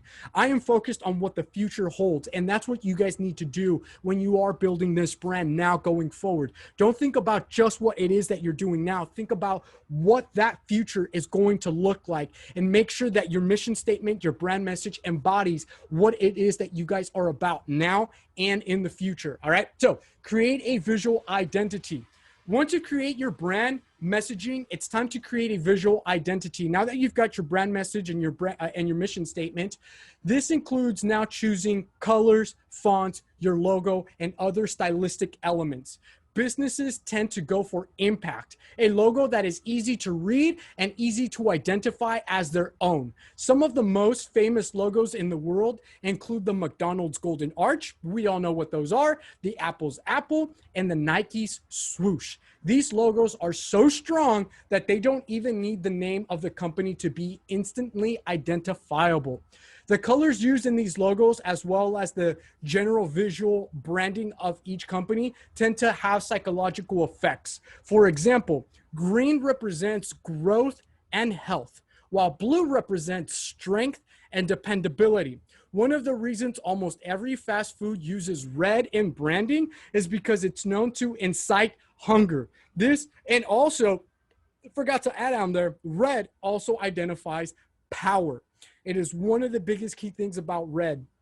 That's why we use red and we use gold in the Sacramento Homes and Lifestyle logo. Okay, we use red to incite power, to show that we know strength, that we know what we're doing, and we use gold to incite riches, riches, quality, and all that other fun jazz, right? Those are things that we want customers to think about our brand. So when they look at our logos, they can already see that, okay, strength and rich or richness, lifestyle is really what we were trying to embody by using those two colors. So dependently, one of the reasons incite hunger. Think about what you want your brand to make your target audience feel, and create a vision board or a shared document with inspiration from other brands, nature, art, music, etc. All right, folks, look, let me break it down real quick. The power of visualization is so strong. It is real, okay? And the power of visualization ties into things like law of attraction. It ties into things like law of action, okay? The power of visualization is all about putting yourself in the position that you want to be in the future, visualizing yourself there. You guys might have heard this stuff before. If you guys have ever read the book, The Secret, if you guys have ever heard Tony Robbins or any of these great motivational speakers and entrepreneurs, they will tell you that having a vision board is important. Putting on this vision board the things that you are looking to accomplish, the things that you want in life are super important. My vision board has the house that I want, the next house that I want. It has the cars that I want. It has the type of checks that I want to be writing out, the quantity of checks that I want to be writing out. It has a number of how much I want to be having in reserves in my bank account. It has all these different things that I constantly and always visualizing. Now, why is visualization so important? Because when you visualize, it does something known as turning on your reticular activator, your RAS, okay? Something located in the back of your brain.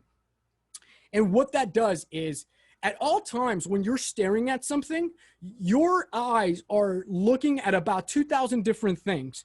But the things that your brain can actually register are the top 120 things that you're constantly always thinking about. Okay, things that are constantly in the front of your forehead type of thing, right? Things that you are at the top of your mind, right? And so when I'm staring at the screen, I'm quickly able to identify Facebook Messenger right here, PowerPoint there, the Logitech webcam and all that. These are all things that I can quickly name off, right? Versus if I go outside and go to a complete new area that I've never been to, and I look at a bunch of brand new cars and a bunch of brand new stuff that I've never looked at, there's only going to be a handful of things that I'll be able to identify.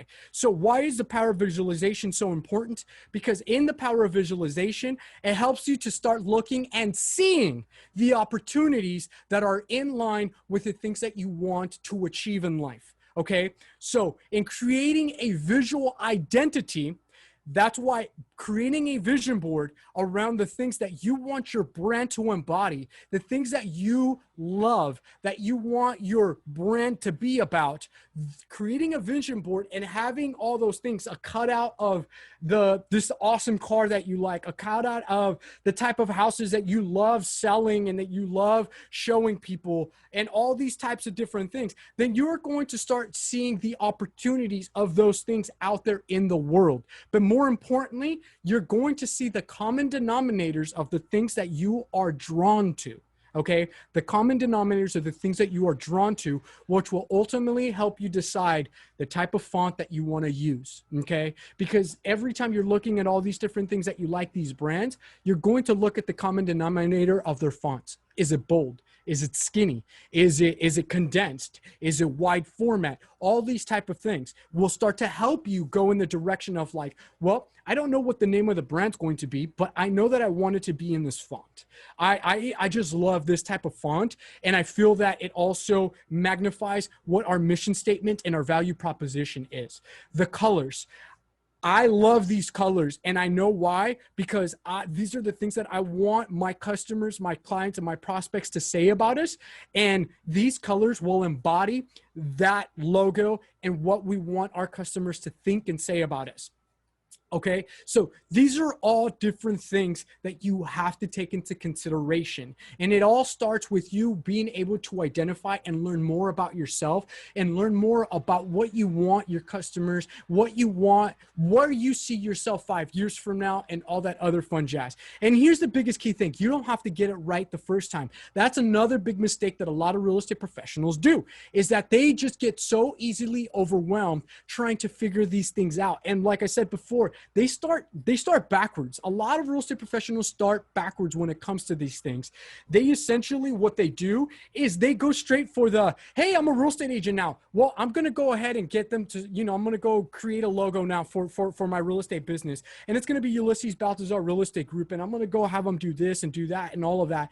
And then next thing you know, you're killing it in the game. You're doing really great. Now you're too busy. You're growing your team. You're trying to bring agents onto your team. And now guess what? Customers think that they're going to be getting you, but they're not. They're going to be getting your new agent on your team. And that is not what your customers were after. They want to work with you because they've been seeing your hustle. They've been seeing what you're all about and all of that. And they see that it's your own brand, that you're your own individual. That doesn't work, folks, because you're going to basically want to rebrand later down. And guess what? No one knows that new brand. You will have an influence, right? And you can simplify the process by being that influence, but you're starting from scratch one way or another. It does not matter which way you look at it. You're starting from scratch when you're having to rebrand and create something that is not just about you. So that way people are not disappointed if you're not the one showing up to the listing appointment, whatever the case might be, right? These are all things that you have to take into consideration now. That's why building a brand, ask yourself, where am I going to be 5 years, 10 years from now? And in creating the visual identity, it has to resonate more with what it is that your long-term vision is going to be versus what you got going on now. So think about that and inspiration from that. All right, so quickly recapping. You know who your target audience is because that's who you're going to amplify all these efforts to. You've created your mission statement, which is your purpose for existing. And now you've created your brand message, which is, hey, here's my value proposition. Here's the problems I'm solving. Here's how we go about it. And here's what makes us different, right? And now you've created a logo that resonates that that when you look at this logo and you look at the name, it matches that. And nowadays, there are simple one-word keywords that a lot of brands are using that identify what it is that they're about. So for example, we've got Lyft, right? Lyft, L-Y-F-T. It's pretty much like Uber, right? It's the same thing as Uber, but Lyft, when you think about it, it's exactly what they do. They give you a lift, right? So think about those type of things. Use this era, this modern era, and start thinking about like, okay, what is a sentence, a keyword that identifies what it is that we're about, right? So think about those things. All right, so now that you've created your visual identity, you're gonna develop your brand voice. The voice, okay? You want to use a tone that is appropriate for your business, all right? I'm energetic, all right? That is the tone of voice that we have for Sacramento Homes and Lifestyle. We're energetic, we're knowledgeable, we're tech savvy, smart home automation, the whole 9 yards. And that's the type of voice that we want to have. You want to use a tone that is appropriate for your business. Businesses that shy away from opinions or from having a personality are hard for customers to relate to. Meaning that when you look bland, it's very hard for people to be able to connect with you because they don't know what you truly are, what your belief system is, right? Personality is important if you want to engage with customers. Just make sure your voice is in line with your target audience. Once again, our voice is in line with our target audience. We know exactly who we like to work with. Just make sure your voice is in line with your target audience. A good starting exercise is to think about words you'd want people to use to describe your business, like approachable, energetic, and knowledgeable. This will help you figure out how your brand should sound. Guys, if I asked you guys today to leave me a review of who I am, what I did, like basically after this presentation, right? And after I've given you a little bit of background, transparency on who I am, what I do, and then giving you my problem solving solution, like, hey, here's my value proposition. Here's the problems that I can help you solve, right? What do I want you to say about me afterwards? I identified that I wanted people to say that I was energetic, okay, that I was approachable, that anybody can come to me with any question, doesn't matter. There's no such thing as a dumb question for me, and knowledgeable, that I want people to be able to say, like, that dude knows what he's talking about. He knows exactly what he's talking about. He's got it dialed in. We're going to work with him. Those are things that I wanted to make sure that I portrayed when I'm here educating, when I'm telling people about what we do and what we're all about. See how all of this is tying in together? This is crucial and important that you start to connect those dots. Okay, so once you've developed that brand voice, nothing that we talked about will work if you're not consistent. Because the only reason why I've gotten to where I am today is because of consistency in doing what we do, okay? Matthew Mom, I've had an interview with him. His success, where he is today, is contributed to the consistency of what he's done to get him to where he is today. Whatever branding choices you make, you have to stick with them across all channels. If you don't, it makes your branding inconsistent, which hurts your brand identity. Let me stop real quick there. And I'm actually going to stop sharing this because I want you guys to see my beautiful face when it comes to this. Guys, I can't hesitate this enough. I've helped so many real estate agents. I've coached a lot of real estate agents. And the number one common denominator of the biggest problem that they had was the inconsistency of their brand, okay? There's a lot of real estate agents out there that jump brokerages a lot, quite frequently too. And when they do that, they go all gun-ho on, hey, created a brand with this brokerage. Didn't work out, now you're with someone else. Yet you did nothing to fix that brand that you just built over there, and now you're over here building another one. And then you might have switched that brand again, or let's say you stayed there. Let's just say you've only moved once, right? Because EXP is fairly new, so I'm pretty sure a lot of you came from somewhere before EXP. And if that's the case, then I challenge you.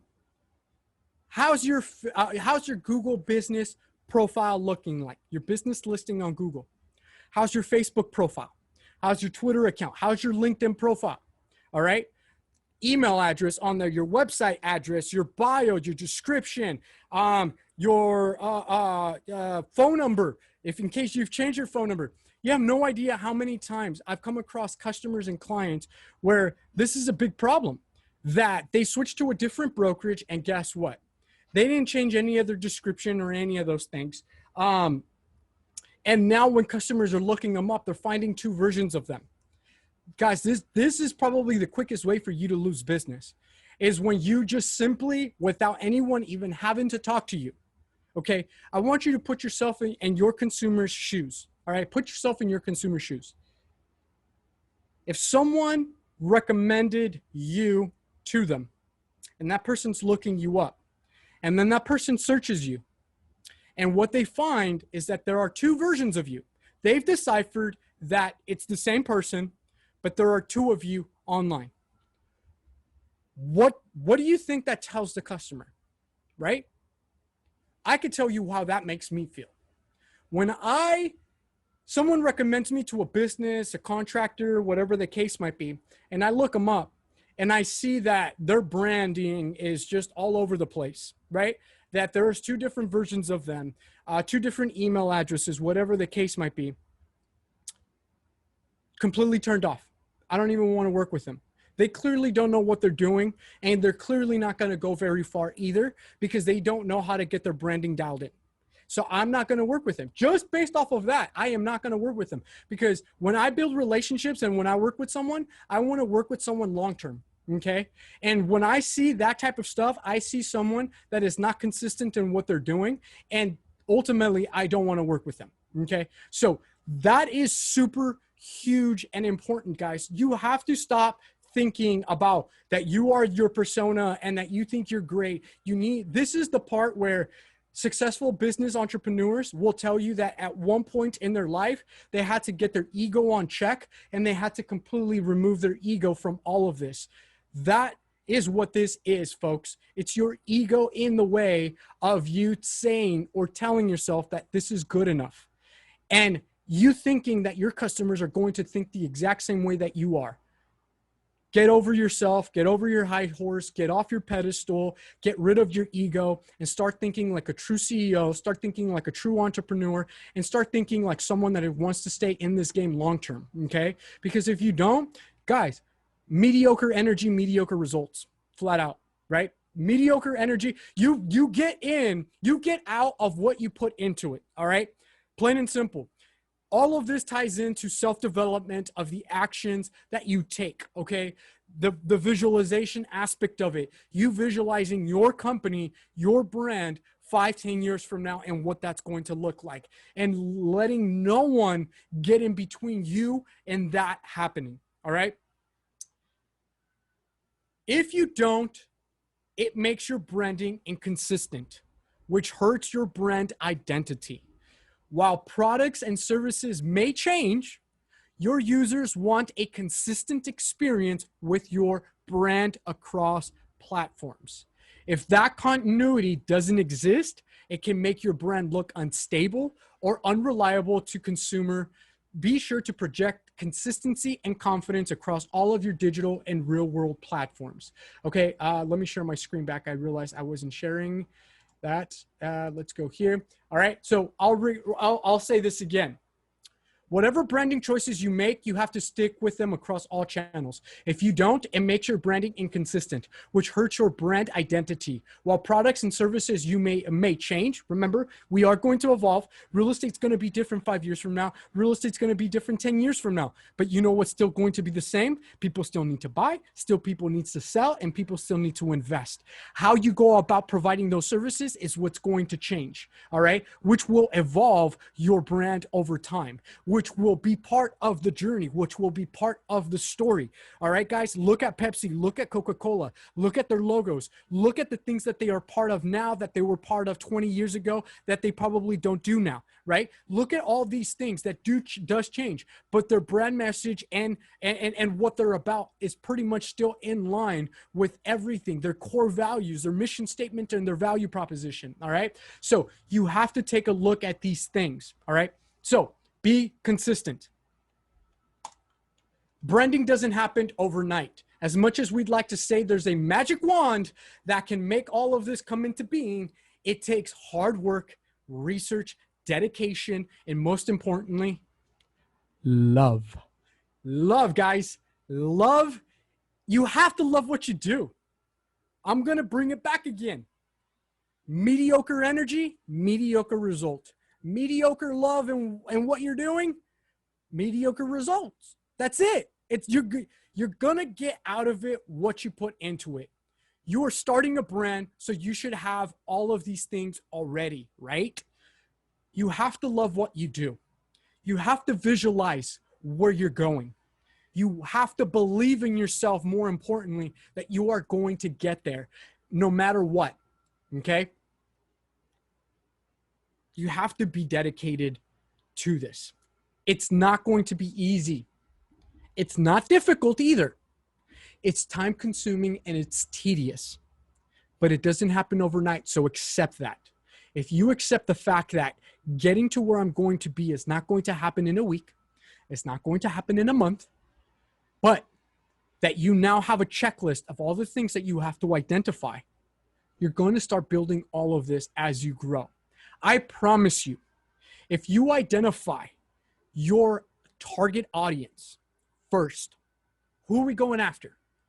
Who is it that we want to target primarily? Okay.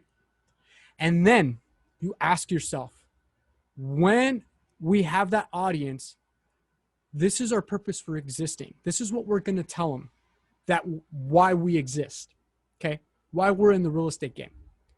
And then we're going to tell them, here's the problem we're going to solve for them. Our unique value proposition. Then you're going to tell them in the sense of how you want people to talk about your brand. These guys are dialed in. They're energetic. They're knowledgeable. They are on time. They are troubleshooters. They are problem solvers. They are credit repair specialists. They are whatever the case might be. You develop that. And from all of that, that's where your logo and the name of your brand's going to come into fruition. It'll come to you. It's going to speak to it. Okay? Hashtag Ulysses Baltazar. It's me. The hashtag, it's what I talk about. Technology.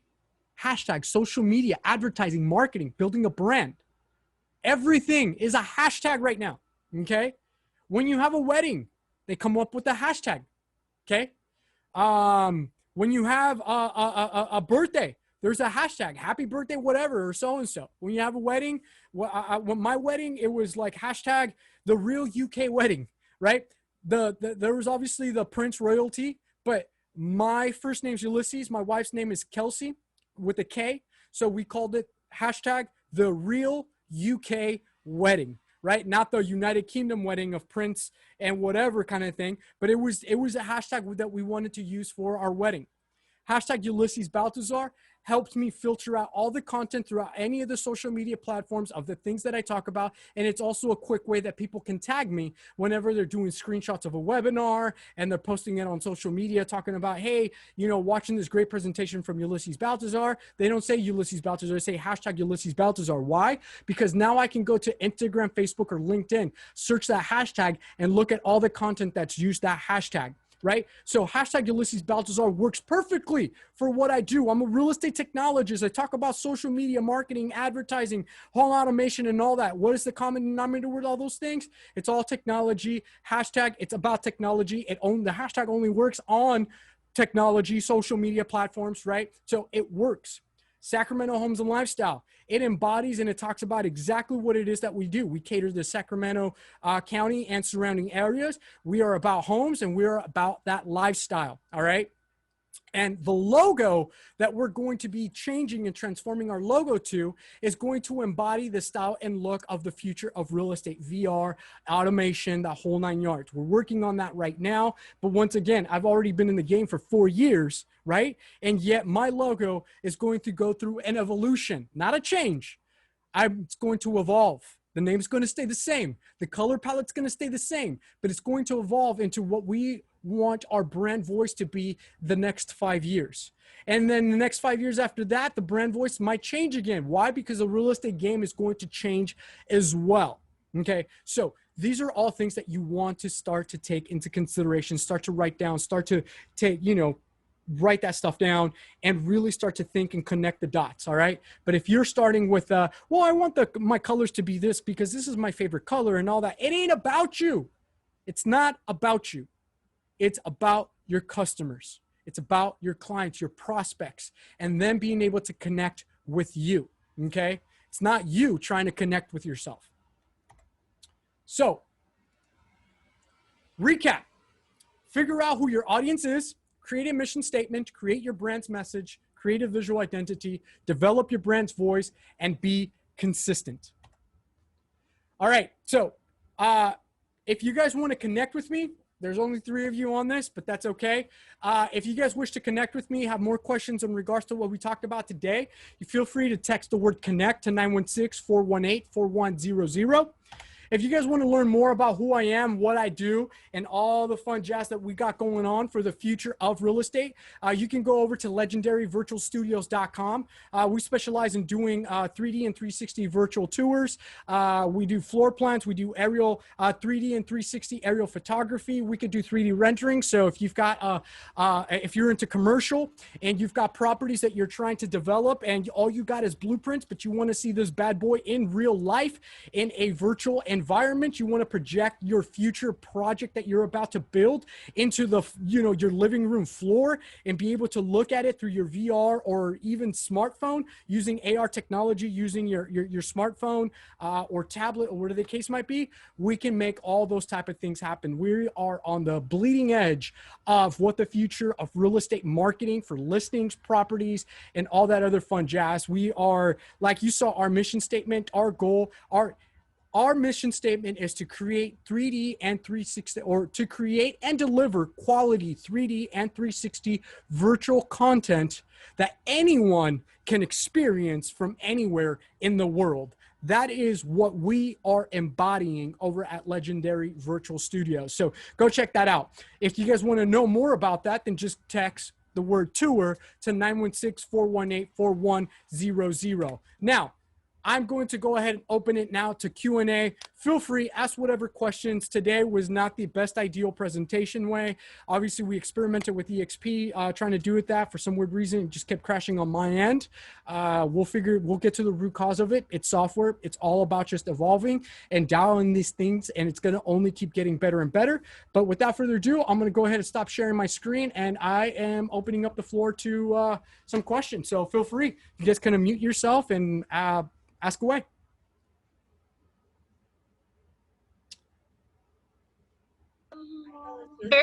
Oh, sorry. Go ahead, Ashwara. I think you had one. Thank you, Chrissy.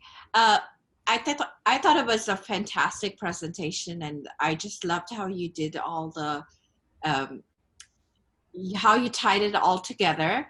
My question was around, even if you don't want to have a team, do you suggest? I'm pretty new at real estate, and I just moved to EXP, so I feel it's a great time for me to change my brand from personal to a name. But I've been stuck there with trying to find a name that represents. I don't intend to have a team because I've had other businesses where I've had teams, and it can get tiring at times to have them do your brand. Mm-hmm. Just for me personally. But do you suggest that should I just brand my name, or should I spend time to get the question to the answer to your question? You kind of already answered it yourself. When it comes to deciding what your brand's going to be, the name of your brand's going to be, is it going to be you, or is it going to be not you, something completely else? The question is that, or in order to answer that, you have to ask yourself, am I going to be, do I want this real estate business to continue 5 years from now, or do I want it to end with me? You just said that you don't have plans in having a team. So that my question to you is, how long do you plan on being in real estate then? And if it's for, even if you say, well, until I retire, well, that means that your brand is going to retire with you if you are never going to build a team. Does that make sense? So if that's the case, and it's just going to be with your name or you as your own person and everything for the next, I don't know, 10, 15 years, however long you're deciding, and you're never going to build a team, then at that point, you can build a brand around your own name, if that makes sense, because it's just always going to be you. I realized that I did not want to sell real estate. Okay. I realized that that is just not where my strengths are best utilized. Obviously, this is way bigger, what I'm doing, coaching and training, way bigger than just doing real estate. And this is where my passion lies. But I realized that it's a missed opportunity if I stop selling real estate. I learned quickly from the pros how to build a real estate team, what I needed to do to pick the right individuals that were going to embody the real estate team. And I realized that that was going to be one leg of multiple businesses that I was going to have as an entrepreneur, one source of passive income, right? And that's what I did. And so I built Sacramento Homes and Lifestyle, accepting and understanding I am not going to be the face of Sacramento Homes and Lifestyle, but all of my knowledge, all of my skill set is going to be pumped into Sacramento Homes and Lifestyle to build that brand as big as we can. Right? My goal is to be like one of the most known real estate brands around Sacramento. I really do. Like the way that Tom Daves dominated the Sacramento market, I want to do the exact same thing. And that's going to take time, but it's growing, it's getting there, and I have nothing to do with it. I'm just on the back end amplifying my skills on creating advertising and all that other fun jazz, right? But I built the brand understanding that. So to bring it back to your question, should it be you or should it be something else? The answer lies within you asking yourself, am I going to be the one only doing real estate going forward? I'm never going to have a team. Or at some point, am I going to learn how to really have a really good team? Matthew Ma is a great, great mentor, by the way. He knows the ins and outs on that. We had a discussion on obviously having teams and stuff like that. And he would be someone. So if you already had a bad experience, then guess what? It wasn't a bad experience. You just learned one type of way of how not to have a team. Okay. Thomas Edison, it took him 1,000 times to figure out how to do the light bulb. He didn't fail 1,000 times. He just figured out 1,000 times how not to do the light bulb. Does that make sense? So answer yourself that question. Am I going to ultimately be the only one doing real estate for the next 10, 15 years? And that's it? Then the brand should be you, because it's always going to be you going to these appointments, going to all these different things. And if it's not, if you know, like, no, you know what? I want to be able to kick back, relax, and my agents go take care of that. Then think about a brand that is going to resonate with all of you versus just you. Perfect. Thank you. Yeah. Follow-up question to that? Did that answer your question? Because I don't see myself selling only real estate. The reason I was thinking about a brand is I am part of some syndicates and I do want to have syndicates. So, like I want to explore that side of real estate more than I particularly don't enjoy that part too. And the reason why I got burned out from having a team before was because the way that thing got branded was that it was so branded to me that when I wasn't there, they were like, my sales went down when I decided to step back. This was in the education business. It's a franchise, but they got so used to seeing me that wore me down after 12 years. That wore me down, because to have your game face on every single day was so hard. I hear you. I hear you 110% on that. And here's the thing. You connect. So how do you say your last name? Koneru, right? Yes. That right there is a brand. That doesn't look like a last name. That looks like a unique brand name right there. I'm not lying. Koneru, never heard of it before. And I meet a lot of freaking people. Where's Koneru from? India. India. Okay, cool. Is Koneru a common name in India? Among those who are Konerus, like I had a doctor giving me an emergency something once, and he goes like, do you know this Koneru? So it's a very tight-knit clan, but okay. Yes.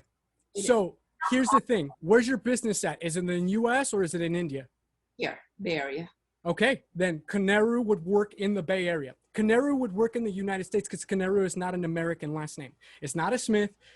I mean, shit, even my last name, Baltazar, it is obviously, when you read it in English, Baltazar, people know, they've heard it, they've seen it with Balthazar from Buffy the Vampire Slayer and a bunch of other different things kind of thing, right? But needless to say, my first name, it's on the $50 bill, so it's kind of already, it's unique, but it's a known name.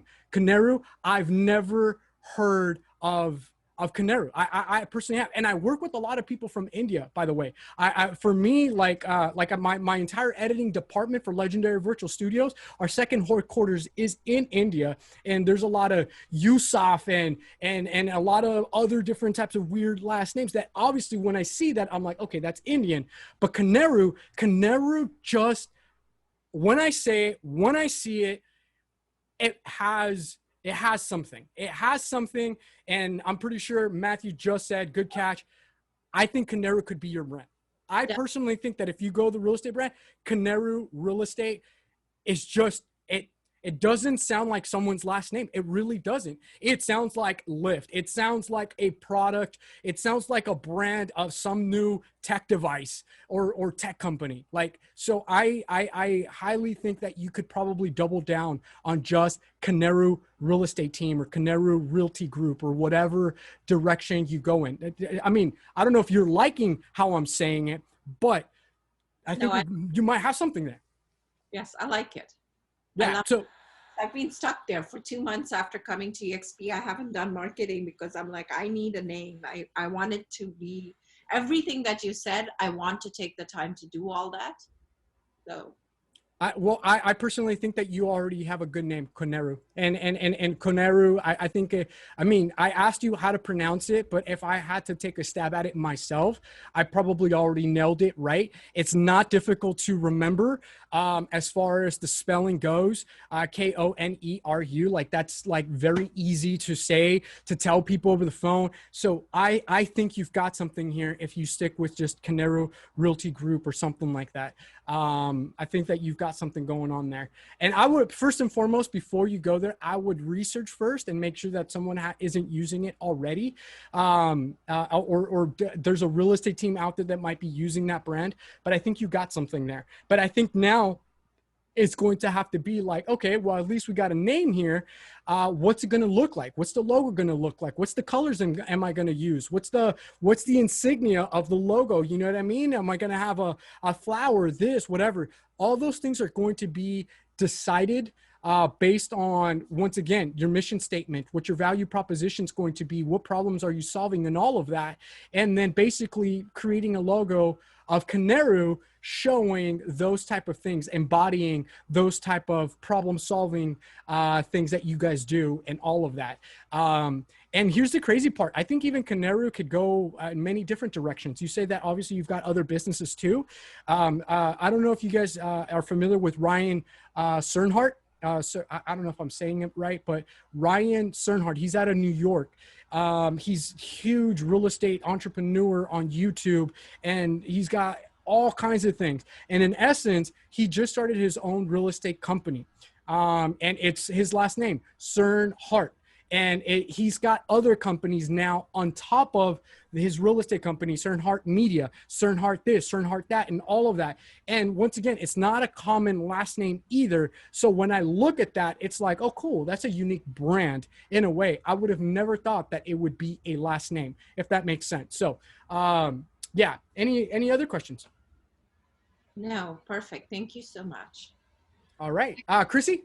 I guess for me, I'm just trying to figure out my target audience and how to really, sorry, my kid is in the background, how to really put myself out there. So I've been working under the auspices of Sean Work for the past 3.5 years, but I'm actually just now getting my license as of December when the next test is available through the DRE. They're super backed up right now. So I've been doing it for a while now. I probably marketed over 200 properties. I haven't actually sat down and tallied up the numbers. I've been doing just marketing and organizational stuff for him. So I've been here sort of all along, but more in the shadows.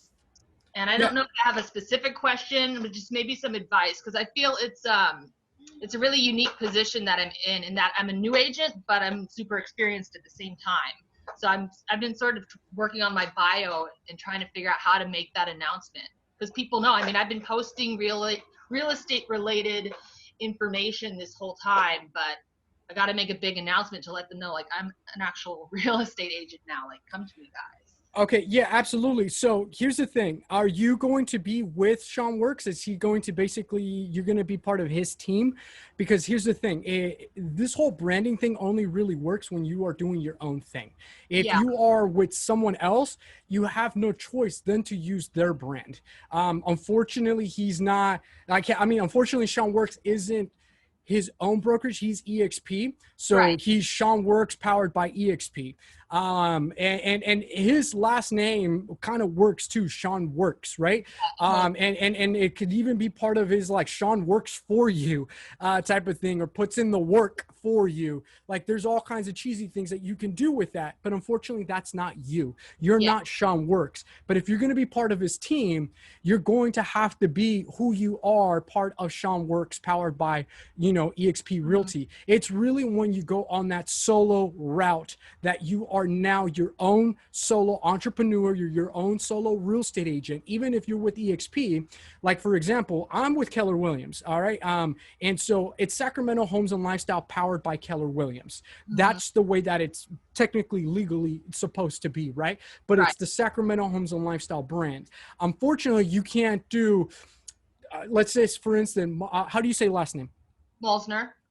Okay, so for instance, you can't really be Molsner powered by Sean Works powered by EXP, right? You can't do that. Technically, it's illegal too. I've looked at DRE guidelines every which way from Tuesday, and yeah, they just don't allow. Like, you have to be crazy clear about all that. And so, if you're gonna stay with Sean Works, it's gonna be hard for you to build your own brand. But what you do, it's you double down on you being the face of the business that you're getting. Man, that's a difficult one. Because you can't really create a brand and advertise all this real estate under that brand when legally you're under a different brand. And so I would suggest that essentially, here's what almost at some point everybody does. Yeah. Join a team, learn everything you need to learn, and then once you've learned it, go on, do your own thing. The reason why that always happens is because at some point you're going to realize that you don't want to give 50% of your commission away anymore. Even if it's 40 or 30 split, whatever the case might be, you just don't want to have to give anyone else any more of your money if they didn't do a goddamn thing for that. And that's just how a lot of team structures work. And so, for example, my team structure doesn't work that way. I learned that. That's why I get to retain my agents on my team. But it was one of those things where they still have to use the Sacramento Homes and Lifestyle brand. They can't use their own. But if they bring their own leads to the table, they get to keep all of their commission. I don't care if they're still using the Sacramento Homes and Lifestyle brand, because that just keeps growing the Sacramento Homes and Lifestyle brand. But the fact that you are with Sean Works and he's part of another different brand, you have to utilize the Sean Works brand, that is powered by EXP Realty.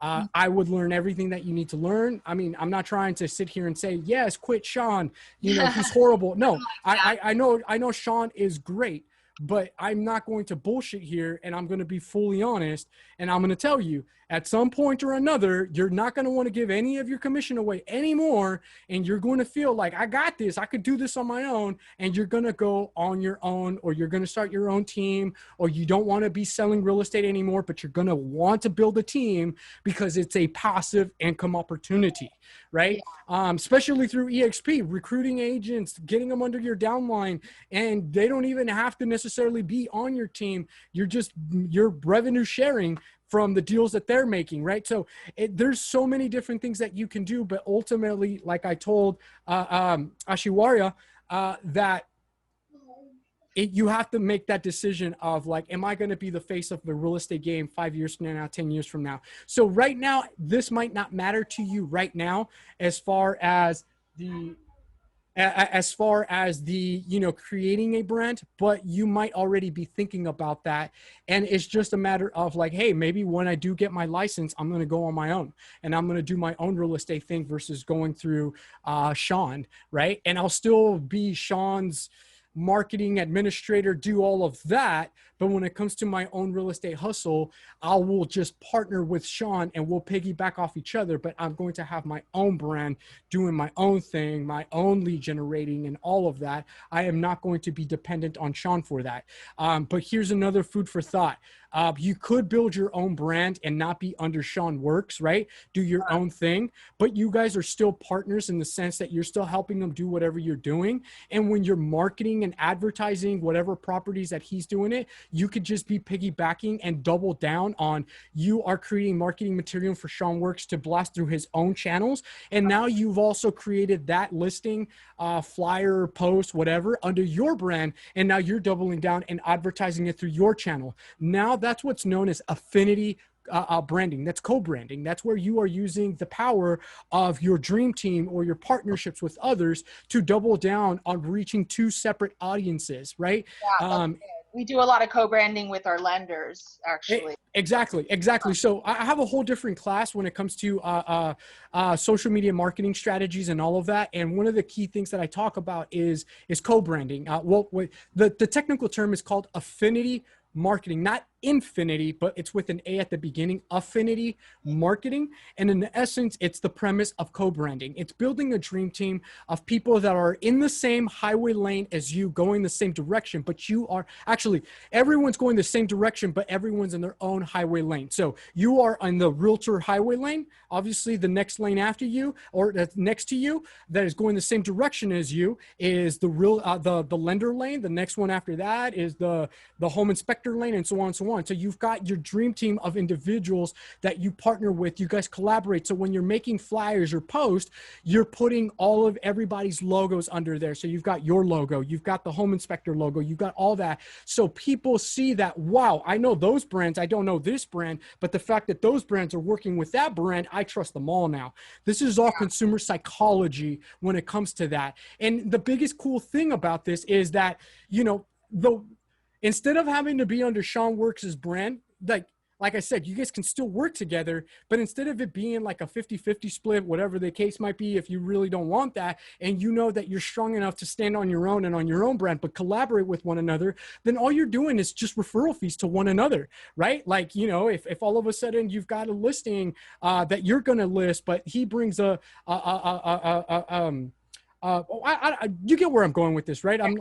I'm over here trying to come up with as many solutions as I can for you, so that way you can kind of make something work now, versus you trying to swallow a tough pill and be like, shit, I'm going to be with Sean Works I don't know what your relationship is, but I just know that at some point or another, if you are someone that wants to have your own journey, your own story, you're not going to be with them for long, and you're going to want to do your own thing. But that can start now. That could start now once you get your license and still have that relationship with them. Hey, I'll still do all of this, but now I'm going to also market your stuff, and then vice versa. If I bring anything to this table, you can also market it for me. And now we're still working and bringing in buyers, sellers, and investors from whatever angle possible. And that is the beauty of collaboration and partnerships. Specifically also over time, that you build a relationship or you build a brand now and you build those relationships with all your database and everything.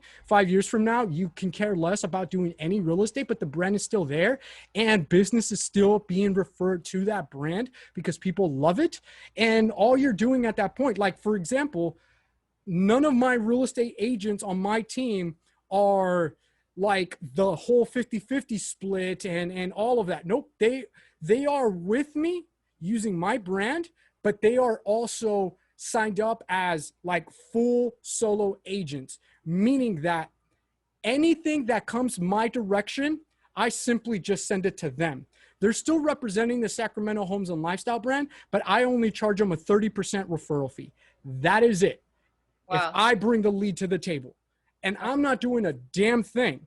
my brand is doing everything that I've busted my ass for the last 4 years. It's doing its thing on its own. And all we keep doing is just amplifying it. All we keep doing is just amplifying the brand. I keep amplifying the brand. And as the leads come in, I don't deal with them at all. I hand them over. Why? Because I already set that level of expectation.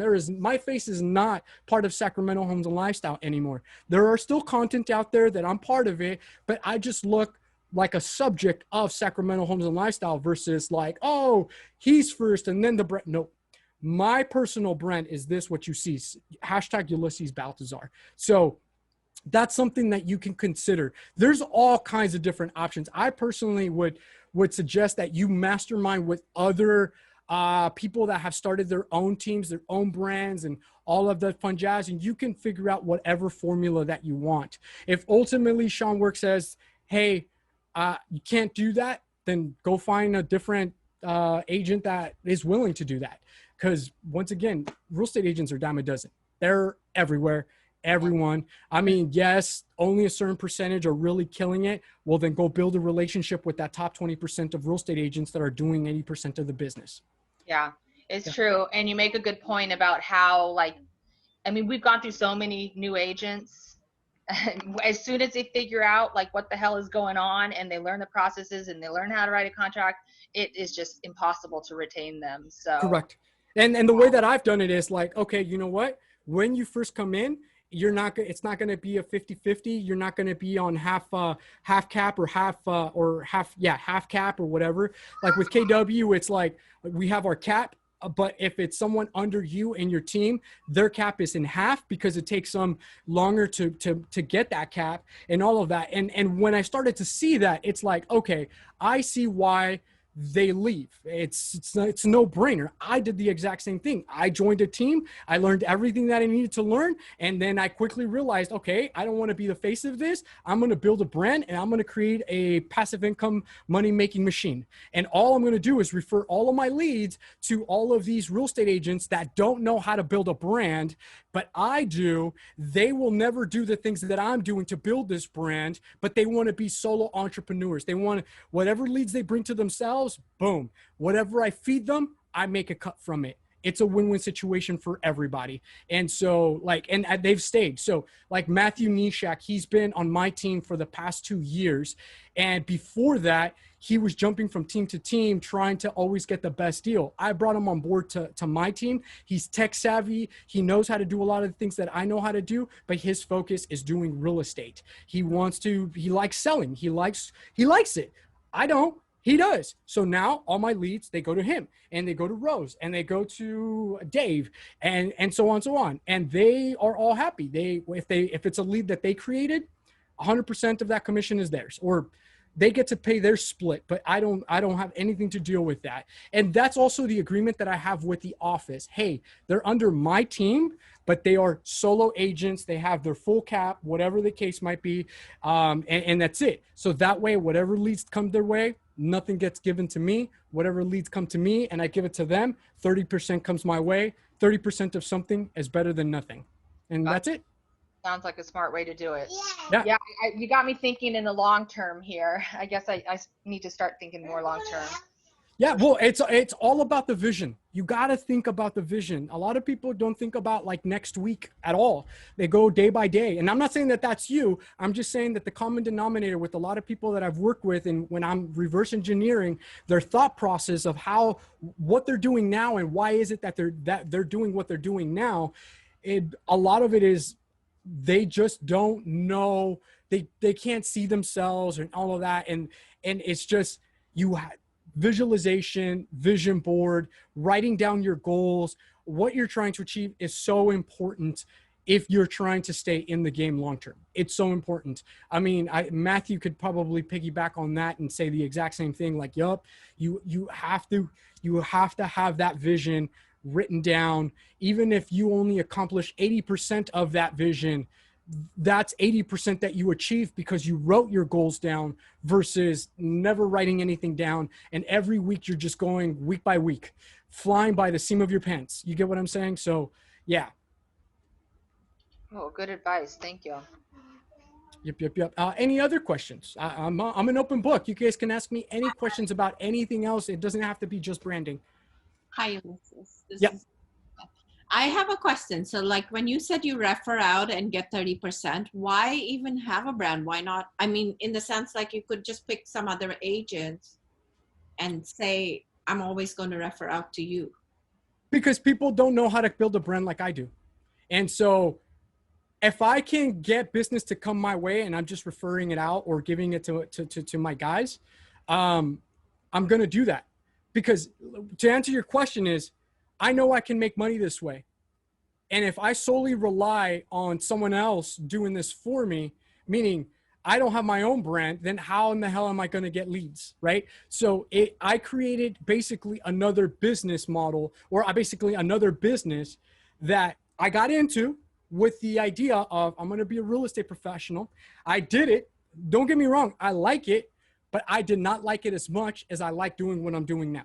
So chasing those two rabbits, I never catch either or. I will never become the best at either or. So I had to dial in my focus and my niche. My niche is coaching, training, and educating on the future of real estate technology, smart home automation, VR and AR for the real estate industry. These are the things that consume my time every day. And now because of that, I've been able to build legendary virtual studios. We're catering throughout the United States and all of that.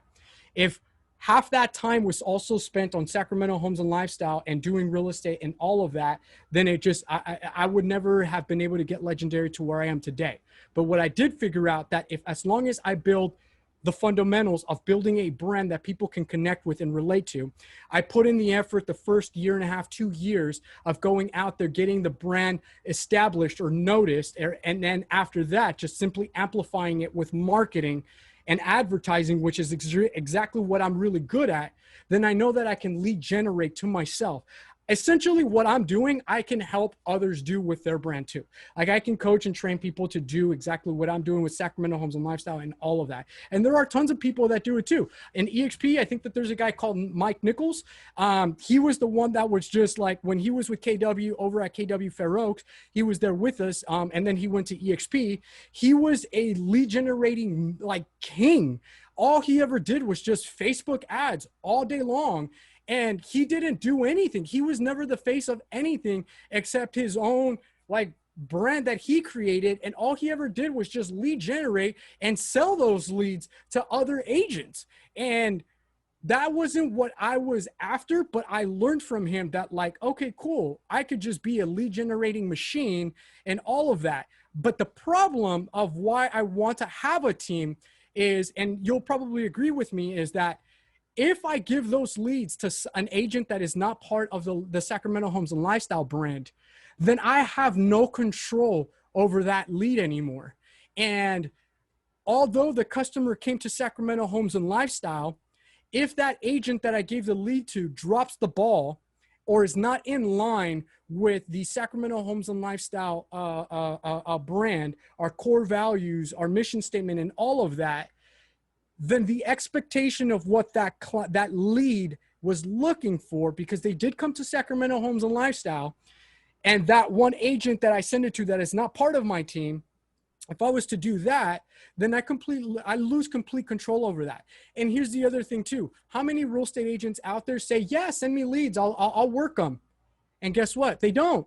The lead doesn't answer. So they stop calling. They think that I sent them a bad lead, yet it might not be. You just got to keep trying and trying and trying. We all go through this. And I did actually try this at the very beginning, and all my leads were just falling between the cracks. And now I was chasing agents and all of that. So instead, I brought people to the fold. I gave them this type of business model that anything you bring to the table is all you. Anything I give to you, like it's 30% to me. And at all times, you are a Sacramento Homes and Lifestyle real estate professional. And that's the brand that you represent. Why? Because these are also agents that don't know anything about building a brand. They don't want to spend time building a brand. They don't care for it. They just want to close deals. And so they joined our vision, my vision, and that's exactly what I do now. And now I am still technically the owner of Sacramento Homes and Lifestyle. Matthew Nishak, he's the team leader, and he manages all the operations. And now we have better control over all our leads because the agents on our team, they're the only ones that do our leads. I don't outsource it. I don't give any of the leads away to an agent that is not part of my team, even though our business model of this team doesn't really feel like a true team where the team leader's in the office every day and you can no, that's not what I do. That's what Matthew does.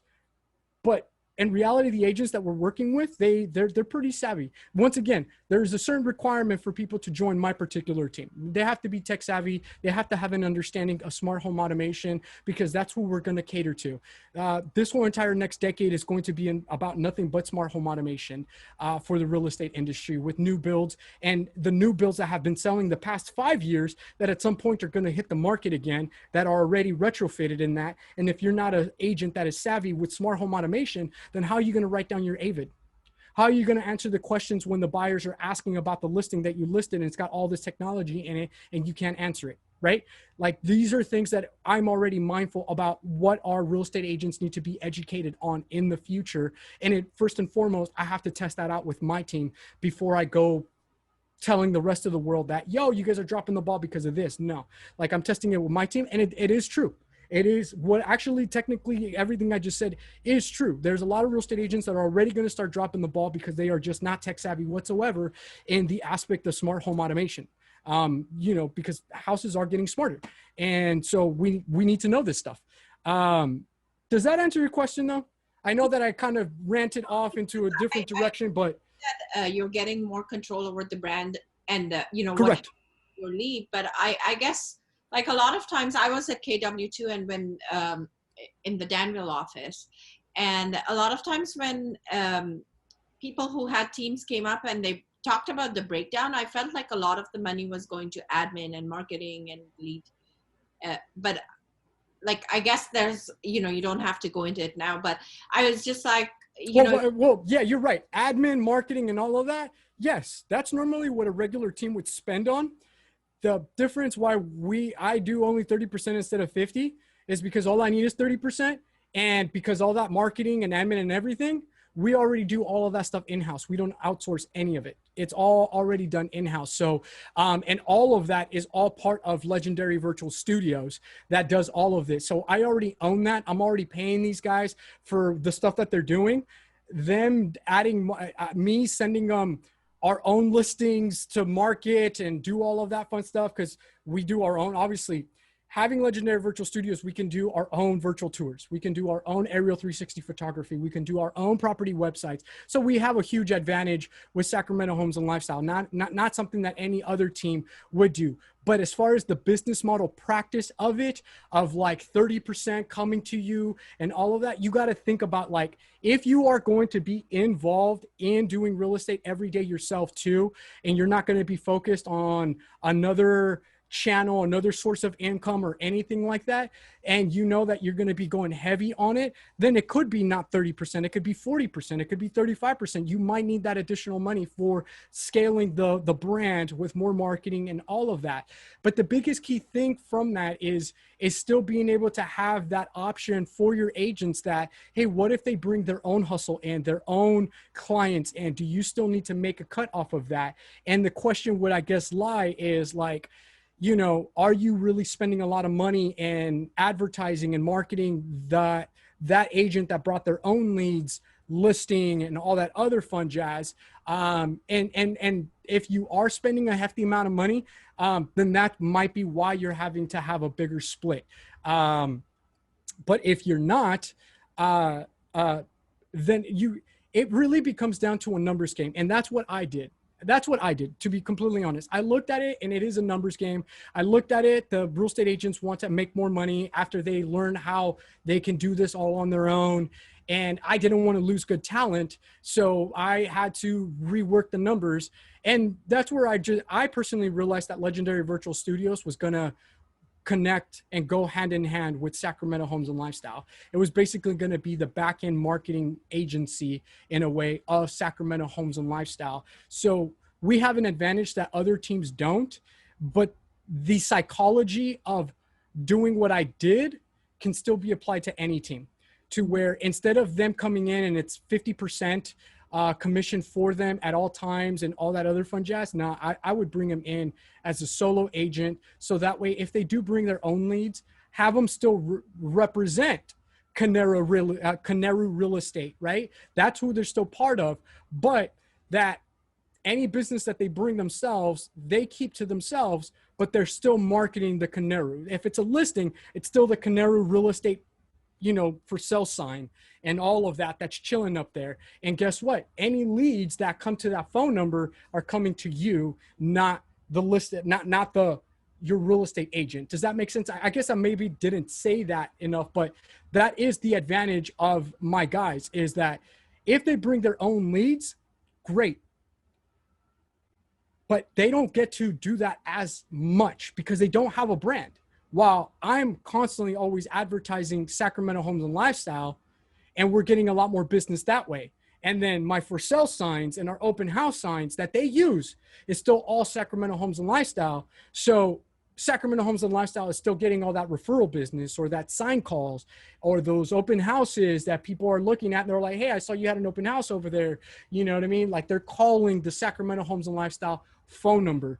So the loss of making a little bit of commission from their own deals that they brought to the table is, I'm okay with not making anything from there, because them passively advertising Sacramento Homes and Lifestyle, I'm still winning. And it's something better than nothing. And I get to retain that talent versus them leaving over time. Like Christy said that, it is hard to retain good talent once they figure this stuff out. Yes. I realized that. And I did not want to go, because I'm focused on Legendary. I did not want to have to spend every 6 months or every year having to go and recruit agents. Once I found good talent, I hold on to it. I sell them on the brand. Here's how it's going to go down. You guys are going to market Sacramento Homes and Lifestyle. That's your new brand. That's who you're under.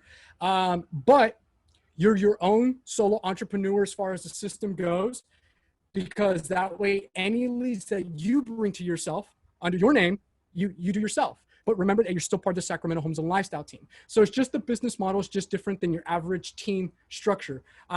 You could call it that I might be doing something disruptive. Some people have already said that. It's like, your angle is disruptive in a way of how traditional real estate teams work. I'm like, yeah, it might be, but it's what's working for me and my guys. It's not going to work for everyone, but I think it's a business model that might be used more in the future. Because once again, I talked about this in the presentation. We live in an era right now where it's all about storytelling. And unfortunately, what does Ashiwarya Canaru story tell? There's only so much that you can tell from your personal side of things versus it being a company story. And so that was the big key thing that these guys understood, was that I have no clue on how to storytell. I'm not, I'm tech savvy. I understand all this stuff and everything, but I'm not big on social media being in front of it, my face and all of that and everything. I know how to talk to people. I'm a real estate professional, but content creation is not my forte or whatever the case might be. You know what I mean? Like there's a lot of, in the tech space, there's a lot of introverts, people that are just not big on like, oh, hey, like me, very energetic, outgoing, getting in front of people, shaking and mingling and all of that. Tech professionals are really not like that. So finding tech savvy people that are in the real estate space, I tend to see that they're more that direction. They're introverts versus outroverts like I am. And that's a huge benefit for me.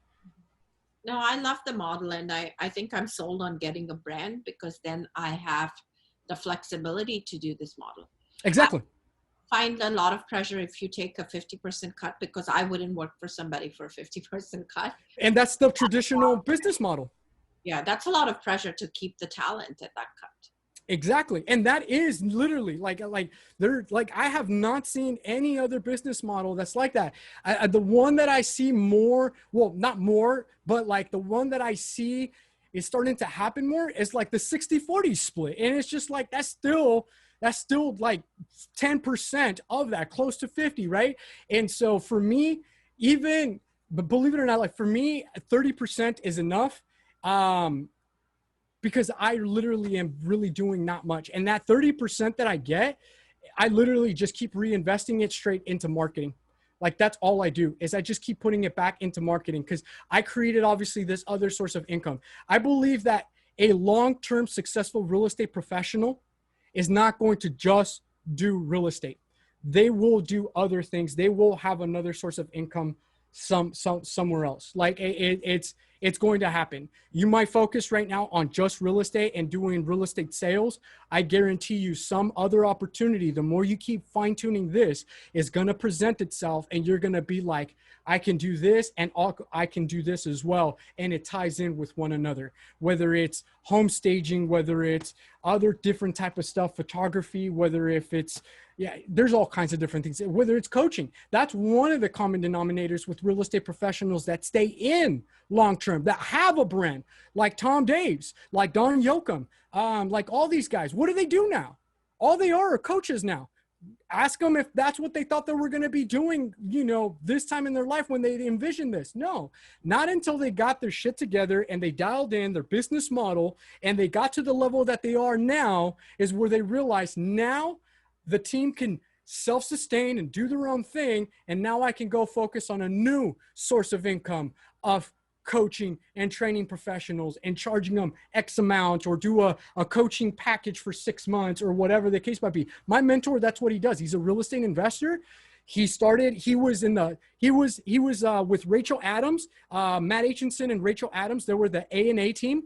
They were in the top 1,000 real estate teams by Wall Street, signed by Wall Street Journal.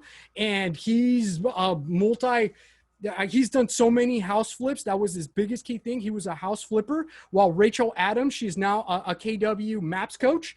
And they both went 2 different directions though. But they started somewhere, they dialed in, they got focused, they killed it on a big level. And once they got there, they realized like what happens from here. And now all Matt does is he focuses on real estate investing. The A&A team broke up. Rachel Adams is now doing her thing. She went on the coaching route. She built her team. The team's doing their own thing now while she just focused on being a KW Maps coach. And Matthew now does his own independent thing. He's got Vault Investment Properties. He is the CEO of a hedge fund, of like a multi-million, it's probably like close to $500 million hedge fund. I asked him, did you ever think you were going to get to this point? No. But how did you get to this point? By visualizing what I knew I could do and dialing that in, getting that right, perfecting that. And then once I got to that level and I achieved that success, then from there, I saw the next big opportunity from now the experience and the knowledge and the know-how that I have now developed and built. That's essentially why I'm here where I am today. You're listening to me because Matthew brought me on board. Matthew brought me on board because he listened to me and he saw what I've been doing and what I've been about. And thereby, I've been able to build over the past 4.5 years, the social proof and the experience and the know-how. I've been able to demonstrate that clearly what I'm talking about is true, is real. I'm not just someone coming up with this stuff. And when applied, it works type of thing, right? And so what's my next venture after this now that Sacramento Homes and Lifestyle is somewhat on autopilot and Legendary Virtual Studio is now scaling? Well, I want to double down on #Ulysses Baltazar now that those two are there. And Legendary Virtual Studios and Sacramento Homes and Lifestyle is my social proof that what I'm doing works. And this is why you should listen to me or attend my webinar or work with me or hire me, whatever the case might be, right? That's in essence what you're going to end up doing by building your team or building a brand, then building the team. You get to that level, then you're going to get to that level. And what's next after that, right? This is just the beginning of one level. Just so you know, this is the beginning of one level. You're going to go through multiple different levels throughout your career. And it's part of the game. If you are not leveling up, then you're not doing something right. Or you've gotten way too comfortable with what you're doing. And thereby you're not pushing yourself. And the competition is just going to pass you over time, and eventually you're going to get pushed out. That's the concept of constantly innovating and adapting to changes and all of that. That's why you guys are a part of this class. You guys want to take what you're doing to the next level. When you get there, you're going to take that to the next level. And when you get to that one, you're going to take that to the next level. So right now you want to envision yourself of what you're doing here in the next 5 years, right? I talk about what you're going to see in the next 10 years. Some people can't envision past the next 2-3 years, right? And that's okay, as long as you've got an idea of what you're trying to achieve within the next year, 2 years, 3 years. And once you get there, then boom, what are you going to achieve the next years after that? And how are you going to put what you've achieved in the past on autopilot so that way it doesn't die? And that's in essence what I did with Sacramento Homes and Lifestyle. I got it to a level, and then I basically figured out how to put it on autopilot so that way now I can focus on something else. Perfect. Thank you so much. Yeah, I know it's a lot. I know it's a lot. I get this all the time. Yuli, this is a lot to swallow. Imagine how I felt when I had to figure this stuff out myself too. Like like I said, it's time consuming. It is. But it doesn't mean that it has to be done in one night or a week or a month. It will take gradual steps. That's the purpose of quantum leaps. Right? When you look at Wall Street and you look at companies, these big companies that you would like to be, right? They're not a easy exponential growth curve. When you zoom in, what do you see? You see all this up and down, up and down, up and down. You're going to make mistakes. It's okay. When you make a mistake, embrace the suck, embrace the failure and fail forward and be like, all right, this is not how we're going to do this. How do we fix this? And on to the next, solving the next problem or providing the next, troubleshoot or the next solution for your customers, whatever the case might be. I mean, I would be a liar if I told you that I don't have problems with Legendary Virtual Studios scaling nationwide. I do. I absolutely do. I run into a bug or an issue every day, but why do we keep growing? Because we keep figuring out how to fix that problem, how to solve it, and keep doing it. And I'm learning something new every day. And that's going to be the biggest key thing about this is today you learned a couple of things that you need to check off before you really go out there saying that you've got a brand, right? That's the first step. The next step is now filling in the blanks of those questions that I asked, right? Your purpose for existing, your value proposition, what problems are you solving? What is the voice going to sound like? What do you want people to say about you? All these type of different things. You start filling in the blanks of whether if it's bullet points, I want people to say this about us, this, I want people to say this is the color, that is going to signify what we're all about. Or here's the brand message that I want people to always regurgitate back to us, whatever the case might be. So, yeah. Any other questions? Ooh, I'm getting hot. Ooh. No other questions, but I'd love to attend your social media marketing training. Yeah, absolutely. I don't have any of those lined up. I haven't done one of those in a minute. Obviously COVID-19, I was doing a lot of them in the summer with SAR and stuff like that. So what I'll do is I will get with Matthew and we'll try to schedule something for me to come back and teach that specific class. That one is a long one. I probably won't want a chance doing it inside EXP, so that way it's not crashing. So we'll probably schedule a Zoom webinar. Okay, sounds great. I look forward to it. Yeah, absolutely. Well, thank you guys so much for attending. If you guys don't have any other questions, I'm going to get off here. I'm going to try to go get something to drink. I've been talking for the last 2 hours and feeling a little dehydrated now. Cool, man. Thank you, so Ulysses, for everything. No, absolutely, dude. Thank you We'll so much for having me. Yeah, absolutely. we'll chat more soon. I'll set it all up on YouTube and we'll break it all back down and put it all on YouTube. All right. Sounds good. Thank you. Cool. Talk to you guys soon. Thank you guys for coming and being here. Thanks, Matt. Talk to you soon. Bye. All right. Later.